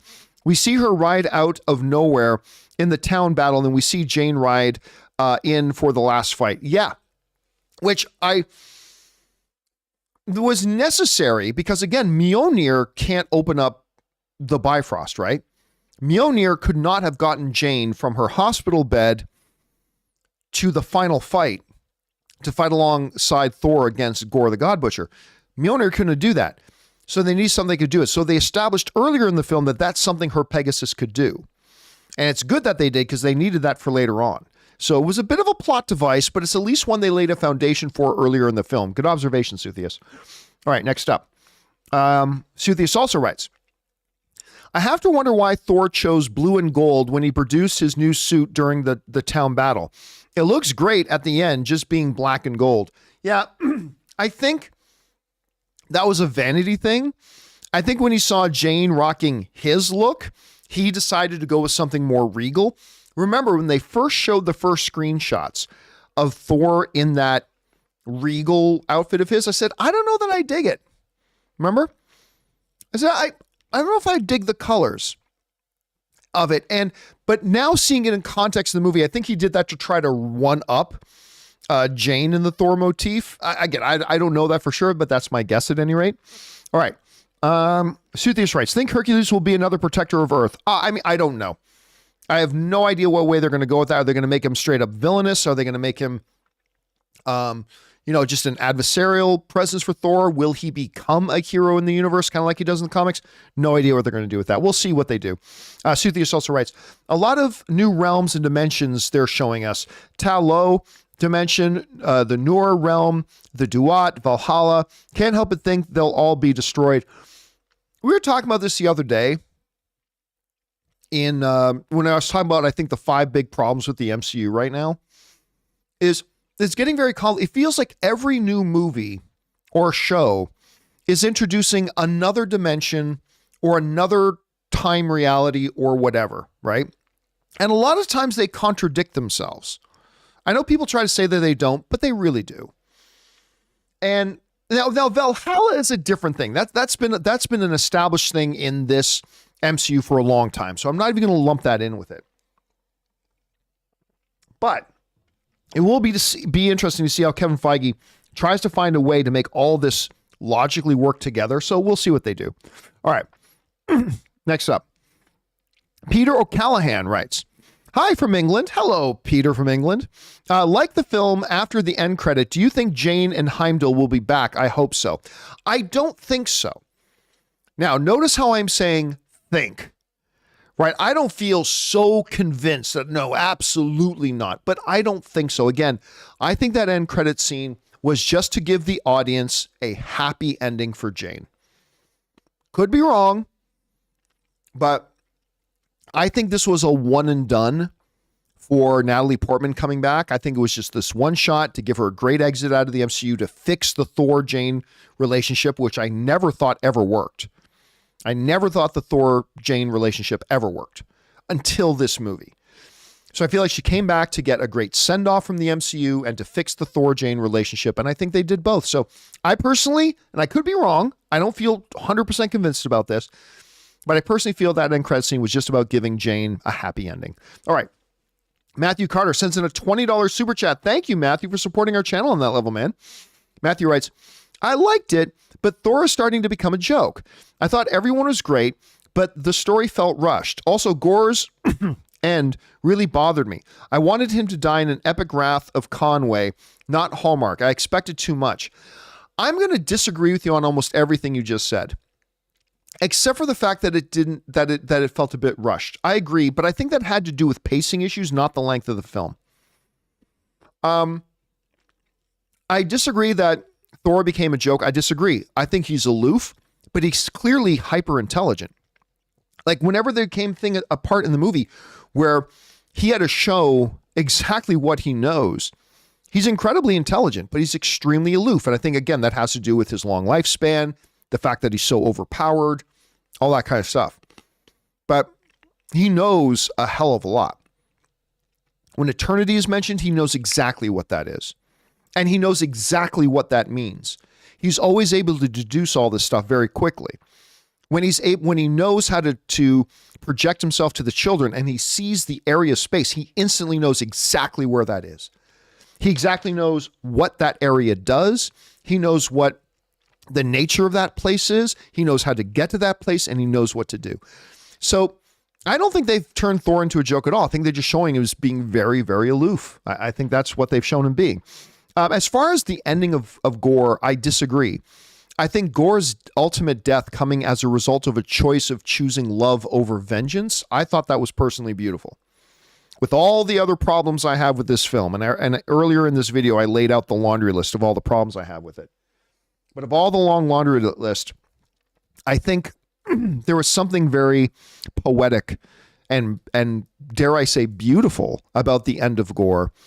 Ultimately, seeing Thor be a god that he never thought gods could be, selfless, heroic, loving, empathy, enough so that he not only chose love, but he knew he could entrust his daughter to this god that he never thought he would have before. To me, it's not the ending I expected, not at all. But to me, it was quite good. I can only speak for myself, but I thought the way they ended that, I thought that was incredibly poetic. I thought it leaned more into story than in action, and I thought it worked. But that's just me. It worked for you differently, Matthew, and that's totally cool. Your perspective on it is no less valid than mine. It's just hit me differently than it hit you. But thanks for sharing your thoughts on it, man. I appreciate that. And thank you for supporting our channel on that level, man. I appreciate that. All right.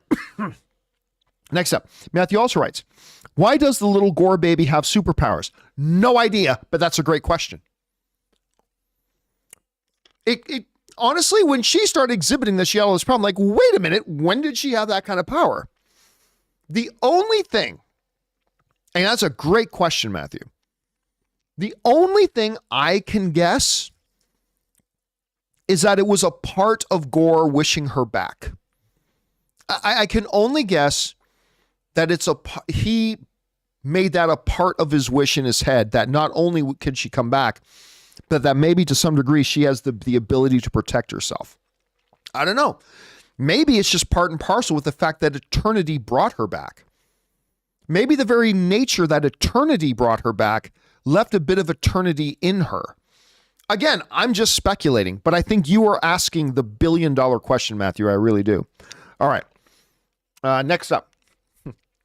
Cockroach77 writes, hey, John, what footage of Gore had you and the crew seen before the film? I felt super conflicting tones between stuff with Gore and everything else in the movie. Wish they had leaned more towards the former. Sometimes a little bit, I agree. I mentioned this a little bit earlier in the video. The video footage that I saw months ago that we told you guys about, but we didn't tell you specifically what it was Gore with Thor whispering, "Skull the axe." Like that was the stuff that we had seen.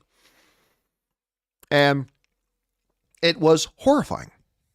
Like just seeing that one clip out of context of anything else, that was a chilling thing. That's why when we told people, yeah, we saw some footage of gore.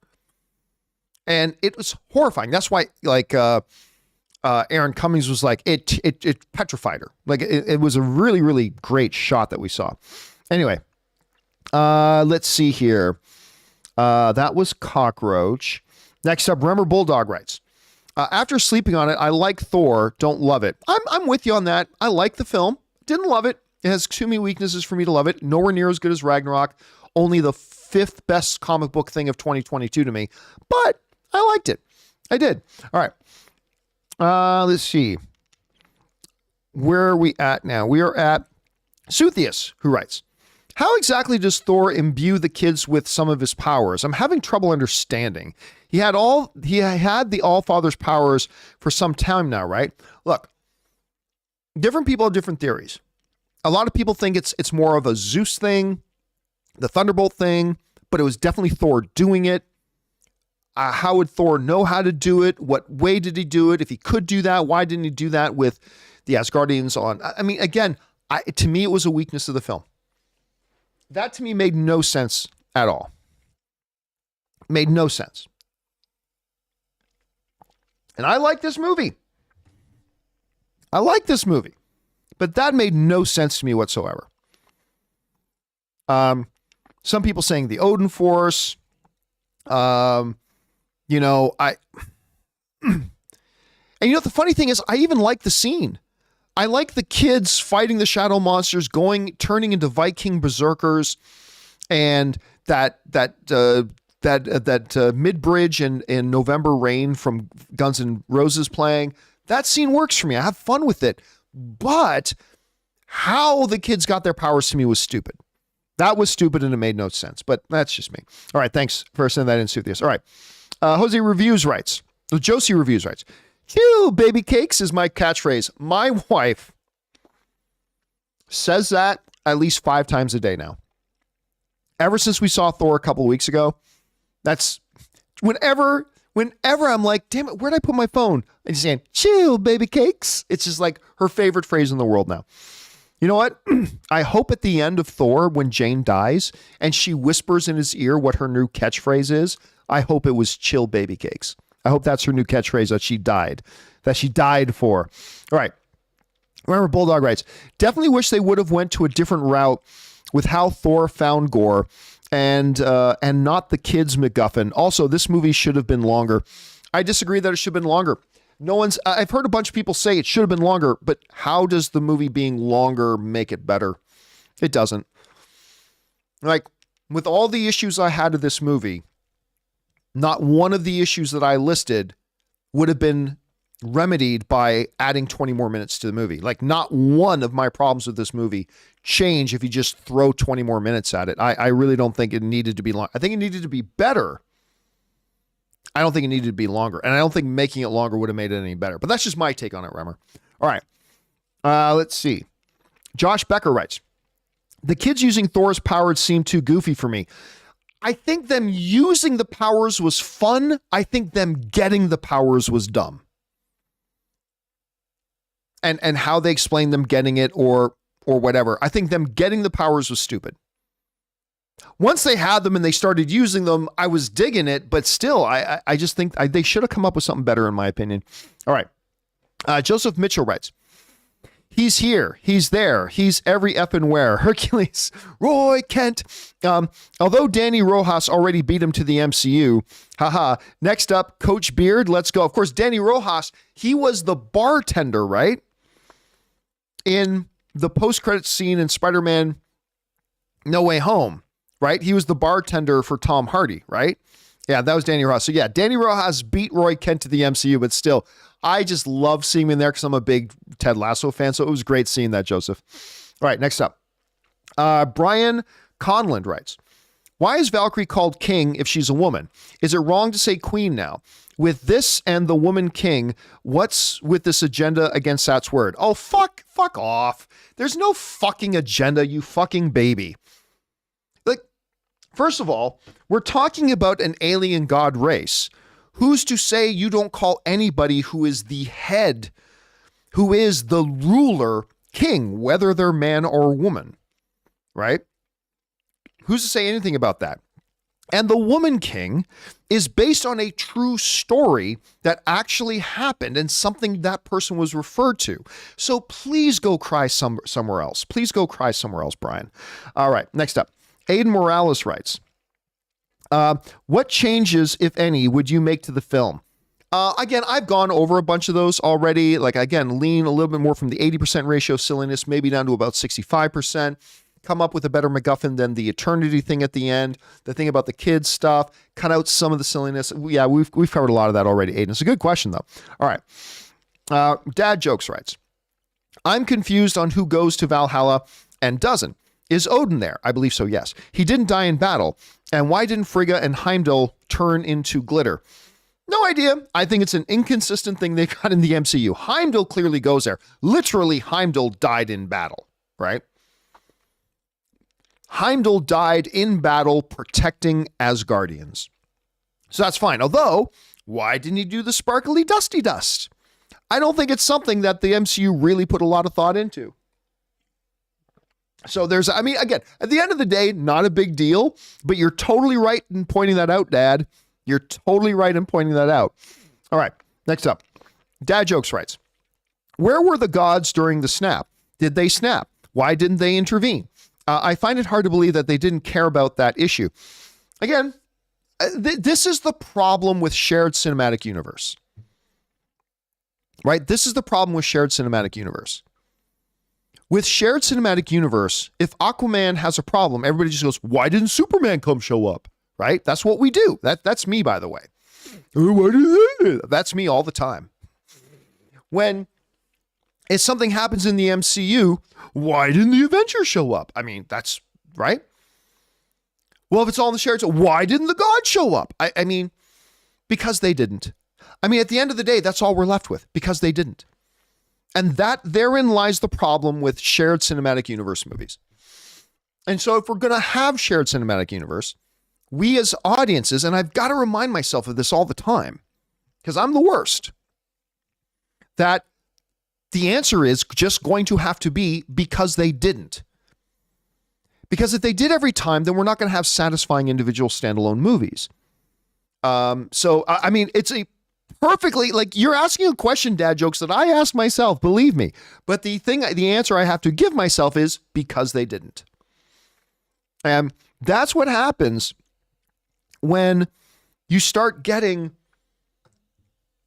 35 projects into a shared cinematic universe between Disney Plus shows and all the movies and all this kind of stuff. You have so much that's there now that every once in a while we're like, maybe a lot, we as fans are going to come around, well, why didn't this happen? And again, that's me. And the answer we're going to have to give ourselves is just because they didn't.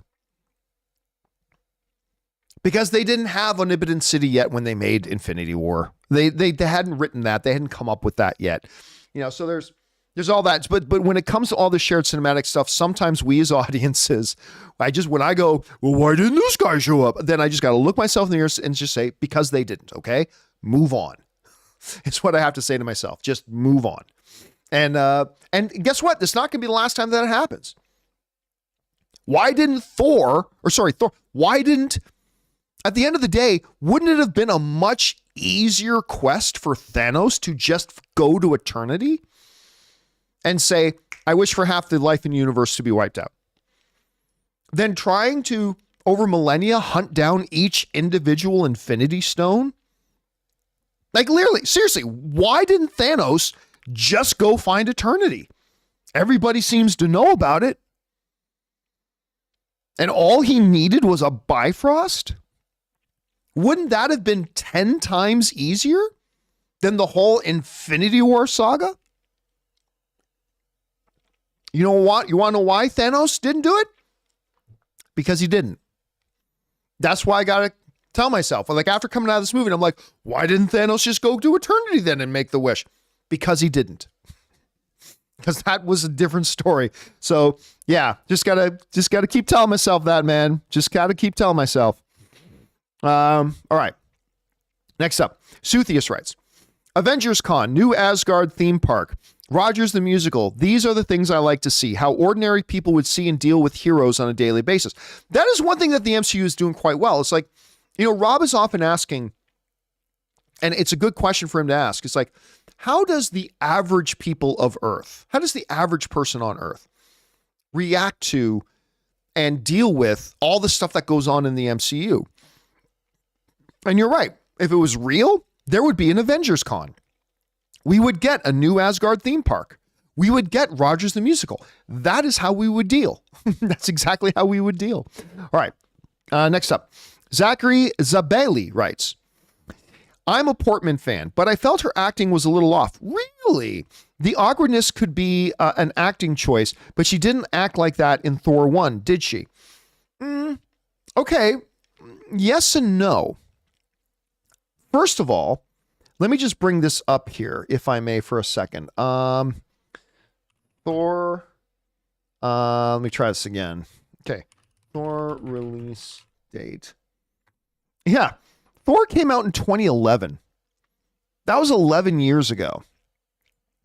So Jane Foster, since we met her in Thor 1, she had been through all the experiences of the first Thor movie. She went through all the experiences of the second Thor movie. She went through a world that had the blip where half the population disappeared and was snapped away. Then it all came rushing back, changing the world again forever. Then she was dealing with cancer. And then she was given the power of an Asgardian Thor with Mjolnir. We would expect any person to act a little differently after 11 years and all those experiences. Listen, I don't act the exact same way that I acted 11 years ago because I've had a lot of different life experiences in the last 11 years that have helped change and shape me and make me a little bit different than I was 11 years ago. We should not expect. Now, this doesn't mean you have to like her acting, though. I'm not saying that. If you didn't like her acting, Zachary, you didn't like her acting. And I'm not speaking to that. But what I would say is, if we went into this movie expecting Jane Foster, who went through all the things in Thor 1 and everything in Thor 2, and went through the snap, and then went through cancer, and then went through becoming an Asgardian god for all that stuff, to still be the exact same person as when she was just this astrophysicist that we met in Thor 1, I think that's unrealistic that we should go into a movie expecting that. We should expect that they'd be a bit different.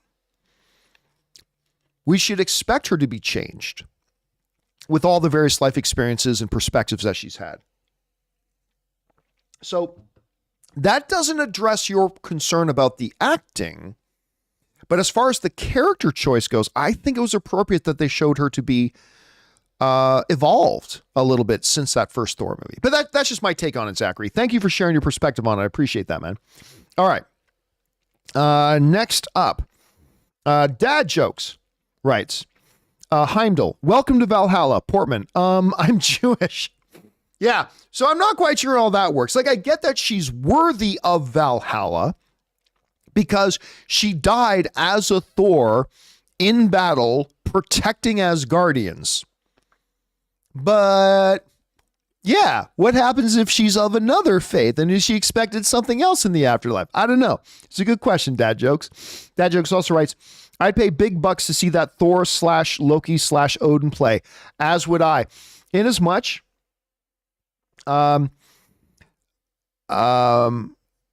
inasmuch as I would be like,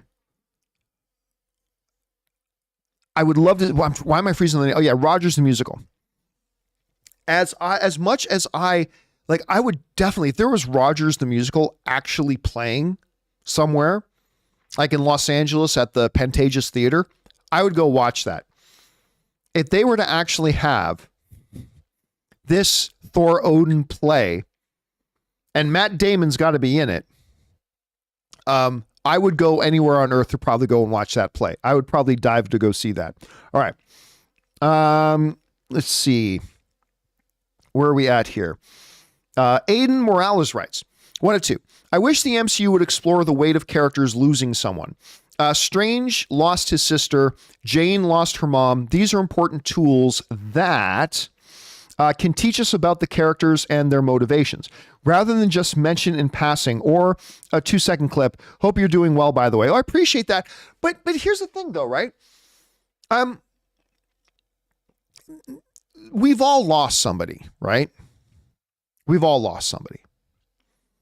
But unless that particular loss was the defining moment of our lives, I don't know that if there was a movie made about you that they would have to spend a lot of time on that. Like, I'm sure there's like just talking about the experiences of Jane before, like there may have been, like, losing his sister was a big thing for Doctor Strange, clearly, but there may have been 5 or 6 other moments in his life that were far more character defining than that loss. And so I don't know that, like, because here's a question, and I'm not asking this facetiously. Like, I honestly, I'm asking, how would it have made the movie any better? Like, say if they added a 5-minute scene of Jane dealing with the loss of her mother when she was a little girl. I'm not sure that furthers our understanding of the character, if that's not the most defining thing that ever happened to her. And I'm not quite sure if that makes the movie any better. And I'm saying not sure because I'm not saying I've given this a lot of thought and I've got a definitive opinion on it. I don't. But I'm asking the question, would that have been really necessary? I'm not sure. I'm not sure that it would have. It's an interesting thought you raised, though, Aiden. Thanks a lot for sending that in and giving me your perspective on that. All right. Dad Jokes writes, among Wanda, Bucky, Black Widow, and Icarus, Thor is the most tragic character. He lost his family members, friends, people, world, and now his love. Oh, no, there's no, like, look, if you go back to the last Thor movie, Thor Ragnarok, people get mad at me when I say this, but it's 1,000% true. Other than later Infinity War and Endgame, up until that point, Thor Ragnarok was the darkest MCU movie. And people say, well, it's on all the jokey jokes. Yeah, it had tons of jokey jokes. No doubt. It absolutely did. But the darkest stuff happens in that movie than in any other of the MCU movies, especially when you look at it accumulatively. Because in that one movie, Thor lost his eye, the death of Odin the Allfather, the betrayal and ultimate death of his sister, and the destruction of his homeworld, Asgard. Like, these are all, for a single character, a lot of heavy shit, particularly the destruction of Asgard. Oh, and on top of that, there's the destruction of Mjolnir, right? So lost his father, his sister, the destruction of Mjolnir, and his homeworld was destroyed. That's a lot of heavy, dark shit for one movie. I think you're absolutely right. I think Thor has the most tragic story. You know, when he's having that one conversation, sister's dead, my best friends are all dead, my father's dead, my brothers died like 8 times, my homeworld was destroyed, my lifelong companion, this hammer Mjolnir forged in the heart of a dying star, destroyed. Like all that stuff. I mean, it's all, yeah. He is the most tragic of all the characters. Wanda's got a pretty tragic story too.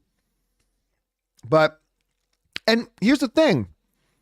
When you add it all together, I don't think it's surprising that he's become very aloof, right? Again, he's serious when he needs to be serious. He's hyper intelligent when he needs to be hyper intelligent. But for the most part, it feels like his way of dealing everything as that life has given to him has been to become very aloof. At least that's the way I look at it. I mean, I could be wrong on that, but that's just the way I look at it. All right. Ryan Ramirez writes, hey, John, love the show. Thank you so much. I appreciate that. And all you do, this movie was good. I had fun with it, but definitely can see why people wouldn't like parts of it. I do too. Yeah. Look, there's some movies we watch where we go, that movie was awesome. I think anybody who doesn't like it is crazy, even though that's stupid to say, but really, really, really, like I came out of Thor a couple of weeks ago when I watched it. And I said on my show, this movie is not going to be for everyone. Right? And while it works for me, it definitely works for me. I said I can clearly see why this will not work for a bunch of people. And I talked about it at the time just in terms of the silliness. Like the silliness, if that kind of humor works for you and can strike a chord and make you laugh, you're going to like this movie. But if it doesn't, and it's totally understandable if it doesn't, this will not be a movie that works for you. And I'm actually surprised. I said this earlier in the video. I am actually legitimately surprised that this video has as high of a audience rating as it does. Like I really thought, I think I said on the John Campea Show that I was expecting it to come between 65 and 75% audience rating. But like right now, it's sitting at like over 80. I think it's like at 81%. Right? You know what? Give me a second here. Let me actually pull this up and get a definitive number on this. Hold on a second here. So if I were to go and look up Thor Love and Thunder on Rotten Tomatoes, as of this moment, yeah, 81% audience rating. Critic rating right now is at 68%, which is right around where I kind of figured. I even thought that would be a little bit lower. I thought that would be a bit lower. But 81% audience rating is higher than I thought it would be. But yeah, I'm with you, Ryan. I liked it. It worked for me. I don't love it. I think a lot of the other things are better than it, but I liked it. But I totally get anybody who says to me, well, it didn't work for me. I'm going to go, yeah, I can't argue with you, man. I get it. I get why certain things in there that worked for me didn't work for you. I totally understand. All right. Thanks for sending that in, Ryan. Next up, Batgayer Play writes, hey, John and crew. I think they are preparing for the Phase 5 of the Young Avengers. They are looking for different kids. As Chris Hemsworth's child. You know what? A lot of people have been saying that. I don't buy it. Again, I'm not 100% that I don't buy it, but in generally I don't buy it. I don't think they're going to do a Young Avengers. I think just because they have the characters there doesn't necessarily mean that's what they're going to do. And then if they do it, like I said, I think it's going to be some crappy Disney Plus show, but we'll find out. All right, next up. They write in again. Is there a connection on the Guardians of the Galaxy 2 that Ego shows the vast universe to Star-Lord say, I see eternity? Is there a connection to eternity to the movie? I don't think so. I think, and I could be wrong, my initial thought on that is they were literally talking about eternity as the span of time, not eternity as the being in a noun possession, right? I don't think that's what they were talking about. I certainly don't think James Gunn, back when they made Guardians of the Galaxy 2, knew that 7 years later, Taika Waititi was going to make a movie and he was going to have a character named Eternity that they pull from the comic. I really don't think there's a connection there. We may find out there was. I mean, maybe James Gunn will come out and say that, yeah, I actually wrote that. But I think he meant that in terms of the span of time. At least that's my guess on it. Thanks for writing in. All right. Stephen Wolf writes and sends in like a $20 super chat to be supported. Thank you, Stephen, for supporting us on that level, man. Stephen Wolf writes, hey, John, I liked Thor. However, it felt like there was something missing. The editing for me was a little jumbled. I agree. By the way, I did feel like the editing was a bit jumbled, and I couldn't connect to the characters like in the past. Is it me, or is there just something missing in general? You know what? This is one of those things that you call an intangible, right? I agree. I feel like there was something I can't quite put my finger on missing. Something that was there in Ragnarok, but wasn't there in this film. Like, you guys know, I got my laundry list of problems with the movie, but amidst all that, I think what you're expressing here, Stephen, is kind of a feeling I have too. There's just something intangible. There's an X factor there. And no, I'm not talking about X-Men, but there's an X factor here that I just feel like there's just a little something missing. Like when you bite into a steak, and it's not that there's anything wrong with the steak. You just realize, ooh, there's needed a little bit of pepper, right? Only in this sense, I can't quite put my finger on it. But I do agree, I missed out all the things that worked and didn't work and all that kind of stuff. You're right. Underneath it all, I feel like there's just a little something missing that was there in the previous film. And I'm not sure I can put my finger on it quite yet, Stephen, but I feel the same way you do. Thanks for writing that in, man. I think you're absolutely right about that. All right. Arian Beskar writes, I like the movie a lot. From screaming goats, which I love the screaming goats, eating children jokes. I did love the eating children jokes, actually. And hard-hitting emotions. Wish some emotional moments got more time to breathe. I also could have used a couple of more emotional moments, you know? I think there was a really good opportunity. This is just as an example. In that time when Korg was analyzing Valkyrie, and because when they were talking on the ship, I think there was an opportunity to give that scene a little bit more time and actually have Valkyrie express the consequences, like start talking about the effects and the consequences of all the things that Korg just accurately analyzed. Instead of giving a like very short answer, like, yeah, that's about it, or whatever it was that she said. I think you're right. In that moment, even like another 30 seconds to really soak in the consequences of what was just said. I think that could have been helpful. I agree. All right, next up. Arian also writes, needed more gore doing God butchering on screen. Again, I think all it needed was one more scene. One more scene of showing Gore actually butchering a god to make the audience actually feel the threat level. Because we never really got that from him just killing that first sun god. Because it was just lucky. Like the god was choking him out. The sword flew into his hand and so he stabbed him. Giving us one scene of Gore truly being a god butcher, I think could have been helpful for the audience. Anyway, South Texas Shark writes, was Jane worthy or Mjolnir just doing his job? I think it's both. I think she was able to wield Mjolnir because she was worthy, because she is the one who made Thor worthy. But I think Mjolnir called to her because of the incantation Thor put on Mjolnir. When Thor said, look after Jane, I think that's why Mjolnir called out to her. But I think if she wasn't worthy, I don't think she could have wielded it. So that's my take on it at any rate, South Texas. All right. Next up, Gilbert Garcia writes, hey, John, Friday was my birthday. Happy belated birthday, man. And I saw Thor Love and Thunder for the third time, and what an amazing way to celebrate with an amazing movie and last episode of The Boys for my birthday. Oh, yeah, my God, I personally freaking love the last episode of The Boys. I think besides the Batman, The Boys has been the best superhero thing on screen, whether it's the big screen or the small screen in 2022. But whatever. Hey, man, nothing's better for your birthday when you get to enjoy some really good stuff that works for you in that level. I don't think I loved it quite as much as you did, Gilbert, but I'm glad that you did that much, and that is an awesome thing to do for your birthday. So congratulations on that. And once again, Gilbert, happy belated birthday, man. I hope you had a great one, and I hope you have there's only a few hours left, but a great rest of your weekend as well. All right. Next up, we got Nate Jensen, who writes, the focus of the story should have been on Jane and Thor, but that was the weakest part of the story to me. I disagree with that. But it felt like three stories in one: Gore, Mighty Thor, and Jane and Thor. Totally inconsistent. I'm going to disagree with you on that one, Nate.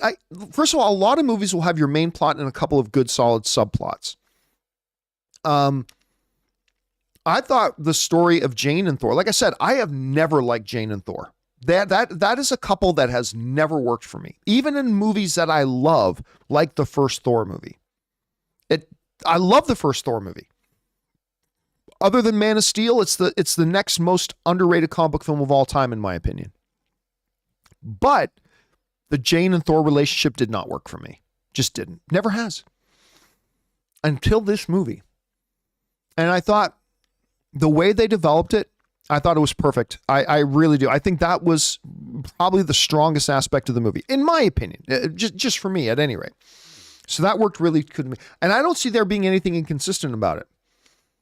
That's just me. But obviously, Nate, it hit you in a different way, and your perception of it is no less valid than mine. That's how it worked for you. But I got to say, amongst all the things that didn't work, that was the thing that worked for me. It's the first time I ever cared about this couple and that it ever actually worked for me or made sense. And I actually felt it to the point that when she died in his arms at the end, like if Jane had died in Thor's arms at the end of Dark World, I honestly would not have cared. I honestly wouldn't have cared. Because I've never really cared all that much about that relationship at all. I wouldn't have felt anything.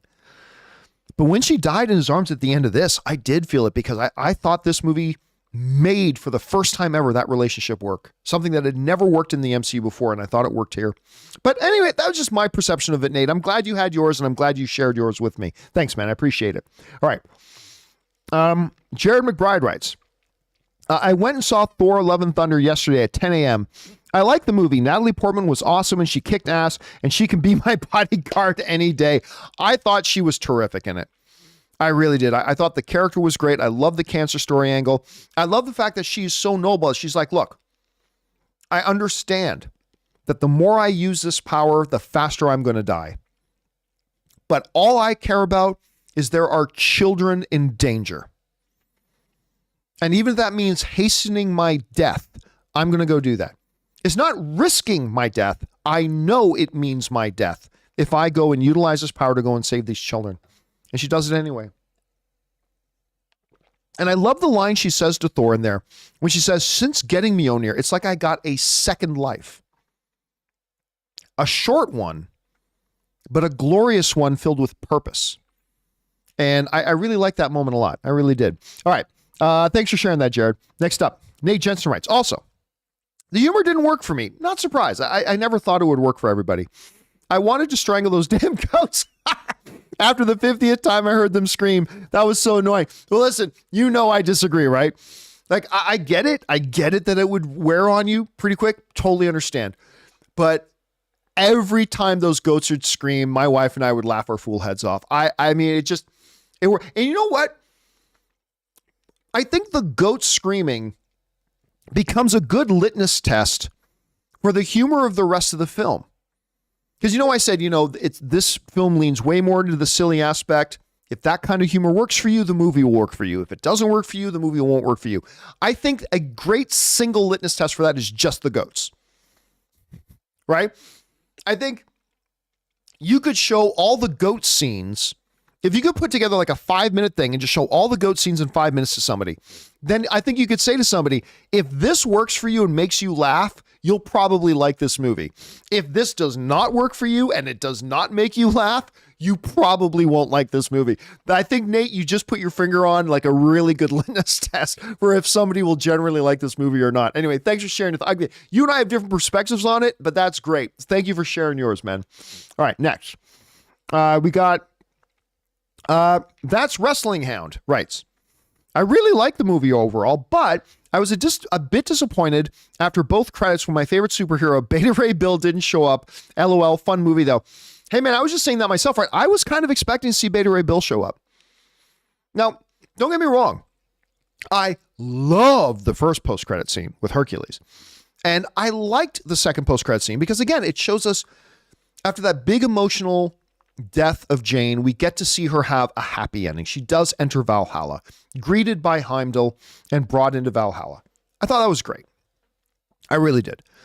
But yeah, man, I was kind of expecting Beta Ray Bill, and I'm okay that he didn't show up. Beta Ray Bill will show up at some point, and it'll be great. And quite frankly, Beta Ray Bill wouldn't have fit the story of the movie, right? It just would have been, look, everybody, I'm Beta Ray Bill. Like, it really would. So the post-credit scene, the mid-credit scene set up probably the next movie. The second post-credit scene gave us, brought to full circle Jane's journey. So those all served the movie. Beta Ray Bill would have been out of nowhere. I think I'd rather see Beta Ray Bill actually make his first appearance, not in a post-credit scene, but actually in a movie, rather than a post-credit scene. But yeah, listen, man, I was kind of half expecting him to pop up there too. All right.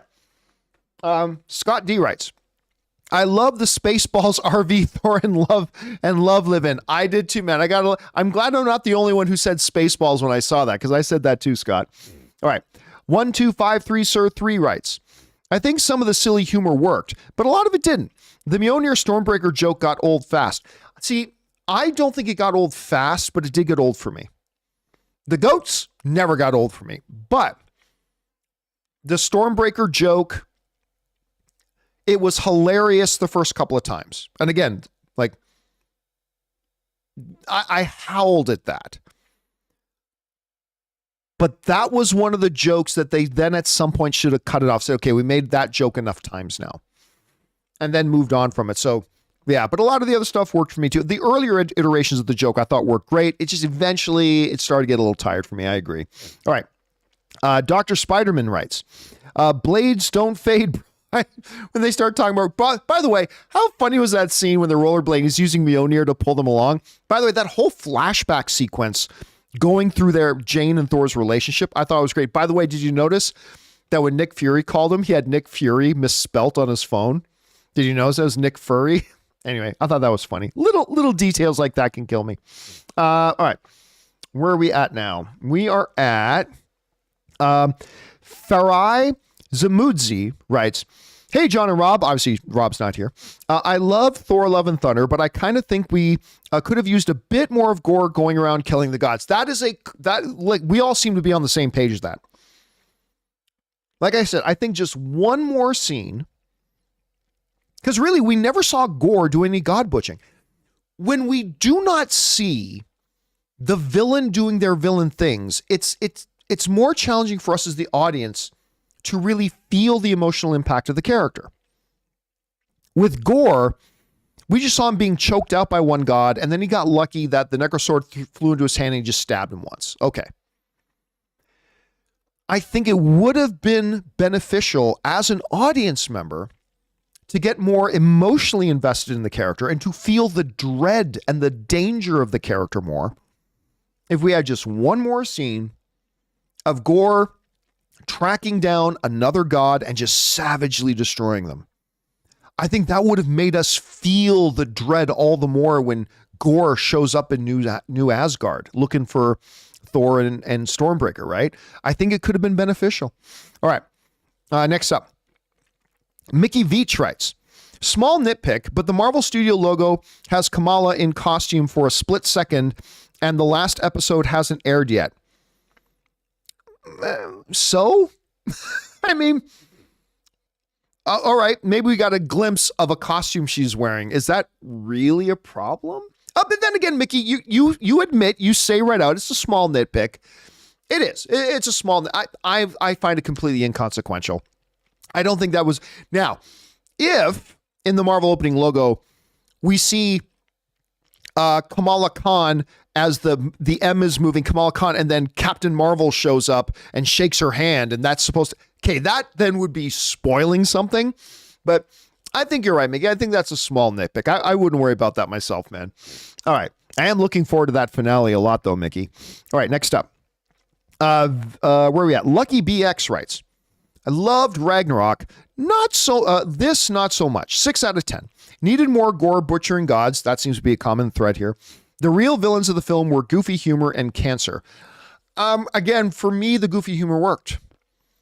I mean, sometimes it went too far, like the Bao, the god of dumplings. That was a little bit too much. There were a couple of moments of that, but in general, the silly, fun humor really did work for me, which is why I ended up liking this movie. But again, not nearly as much as Ragnarok, though. I think Ragnarok was a better film on almost every level.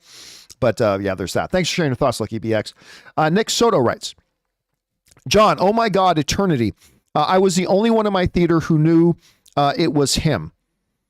Well, at what point, though? Like, did you know that that's what they were going for? It's Foe. Then you got it ahead of that quite a bit. All right. Bert writes, Gore, the off-screen god butcher. Yep. You're not wrong. It very much was Gore, the off-screen god butcher. You're absolutely right. All right. King Mike Todds writes, I have no question. I just wanted to say, thank you, man, for everything. Your shows get me through my day. I'm glad I found your channel in 2018. Keep being awesome. Well, thank you so much for that, man. I really appreciate that. It's like, seriously, I say this a lot, but I mean it sincerely. It's wonderful when somebody wants to write in and tip to support the channel, and all they want to do is just say something encouraging. So Thank you for that, King Mike Todds. I really appreciate that. And thanks for being here and participating. I appreciate it so much, dude. And thanks for being around since 2018. All right. Where are we at? We're at Keeks Luna, who writes, the trailers bored me, but I enjoyed the movie. Polar opposite from Doctor Strange trailers that got me pumped, but the movie disappointed me. 7 out of 10. You know what? I think I liked the trailers more than you did. Yeah, I like the trailers. I really did. To me, the movie doesn't quite live up to the trailers. And again, like the one nitpick I had a little bit earlier, the trailers seem to promise a little more Guardians of the Galaxy. I'm not saying the movie would have been better with more Guardians of the Galaxy. I'm just saying the trailer kind of misrepresented how much the Guardians would be in this movie. But whatever, I still like it. I don't give numerical scores to movies. If I did, mine would probably come close. My score would probably come at least a little bit close to what yours was, maybe a touch lower. But that's how I generally felt about it. And I didn't mind Doctor Strange: The Multiverse of Madness. There are certain things about Doctor Strange: The Multiverse of Madness I thought were great. Certain things about it that I thought were great. But I actually have Doctor Strange: The Multiverse of Madness ranked lower than Thor this year. Like I mentioned this earlier in the show, but I put this up on my Twitter. I said, here's how I rank the comic book stuff on screen. And that means big screen or small screen that has been on screen in 2022. I said, number 1, The Batman. Number 2, The Boys Season 3. Number 3, Peacemaker. Number 4, Ms. Marvel. Number 5, Thor Love and Thunder. And number 6, Doctor Strange: The Multiverse of Madness. So yeah, I would rank Thor a little bit above Doctor Strange as well. I think that's how I'd have it too. All right. Let's see. Next up, we only got time for a couple of more guys, and then we're going to have to wrap it up here. Drippy Frames Per Second writes, the Valkyrie's death scene in Thor Ragnarok might be the best cinematography in the MCU. Every frame from that scene could be made into a painting. Well, that's pretty much what it was, right? That whole flight of the Valkyrie as they were fighting against Hela in that flashback, every frame of it was like an art exhibit portrait. Like every frame of that was like a piece of art you'd see hanging in an art room somewhere. It was gorgeous. Absolutely beautiful. I don't know that I'd say it's the best cinematography they've had in the MCU. Like Steve Rogers standing on the battlefield alone, facing down Thanos and his entire army behind him. I mean, visually, that was just awe-inspiring to me, but it's absolutely beautiful, Drippy. Absolutely beautiful. Okay, next up. Babolo 000 just sends in a super chat to be supportive. Thank you, Babolo. Mickey Veach writes, probably my favorite opening shot to an MCU movie with Gore's Shadow. I thought it was a terrific opening. Just smash cut right into it, caked, dried out earth, devoid of any life or signs of life, and just Gore carrying his little girl. I thought it was a great way to open it. So I agree, man. I thought that was a beautiful, beautiful opening. I don't know if it's my favorite MCU opening shot of all time, but it was quite good. All right. We're going to wrap up. We're now have been streaming for 3 hours, guys. So we're going to wrap it up with this. Steven writes, hey, yeah, I loved the movie. I actually thought the movie was more serious than funny, even though there were a lot of very funny moments. Not a fan of how Zeus was portrayed, but otherwise I loved it. Well, look, first of all, number one, Steven, I'm glad you loved it that much. I'm thrilled that you loved that. That is awesome. I'm going to disagree with you. I personally thought Zeus was the best part of the movie, but that's just me. I also think the silly moments did far outweigh the serious. I thought the serious moments landed and I thought they worked. But I thought, again, another viewer wrote in earlier and said they felt like the ratio was 80% silly, 20% serious. And I think they're right. I think it really was right around there. I could have used it a little bit more balanced out, like maybe 65% to 35% maybe would have been a little bit better. But hey, listen, that's how it worked for you. And for you, the serious moments landed even harder. They felt like they outnumbered the silly parts, and you didn't like Zeus. I'm completely opposite. It's like, I thought it was a lot more sillier, but I really love the fact that they love Zeus. But hey, whatever. The thing is, though, you love the movie, and I'm glad you did. I had a good time with it, too. I thought it could have been better, but I had a good time with it. The most important thing is here, we both went to go see a movie, and we both had a good time, so that's important. All right, guys, listen. There are still more to go.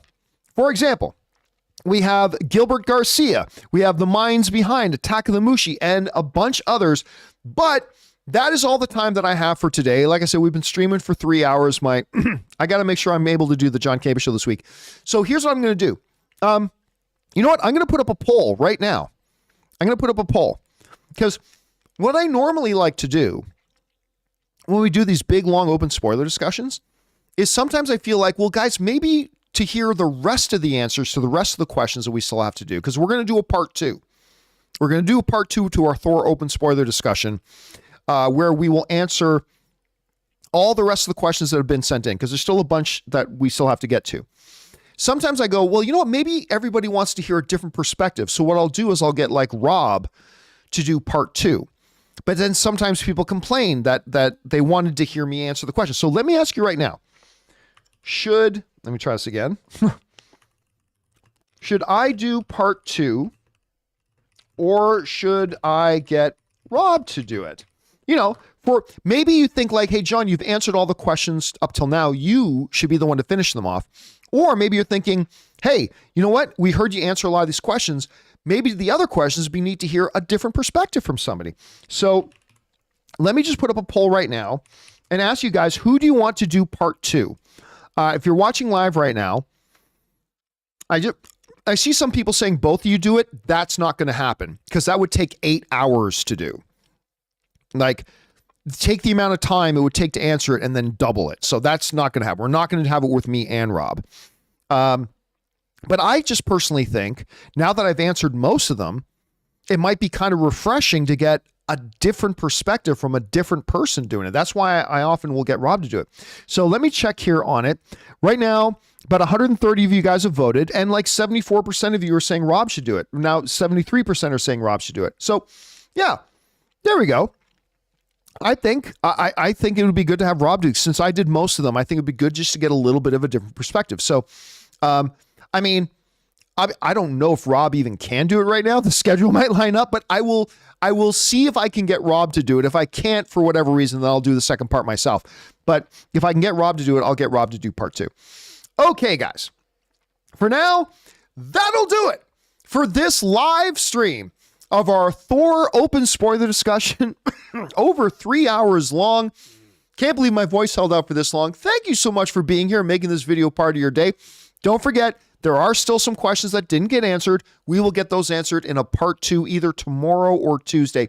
Sometime in the next 48 hours, we will get part 2 put up, and you guys will get those unanswered questions answered. Guys, thanks so much for being here. Big special thank you to all of those of you guys who sent in questions. Number 1, because it gave us great fun things to talk about. But number 2, you supported our channel as you did it, and all of us involved with the John Campea Show. Thank you guys so much for your support.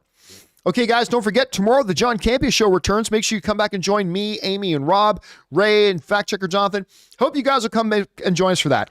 That'll do it for me for now, guys. Thanks a lot for being here. My name's John Campea, and until next time, my friends, bye-bye.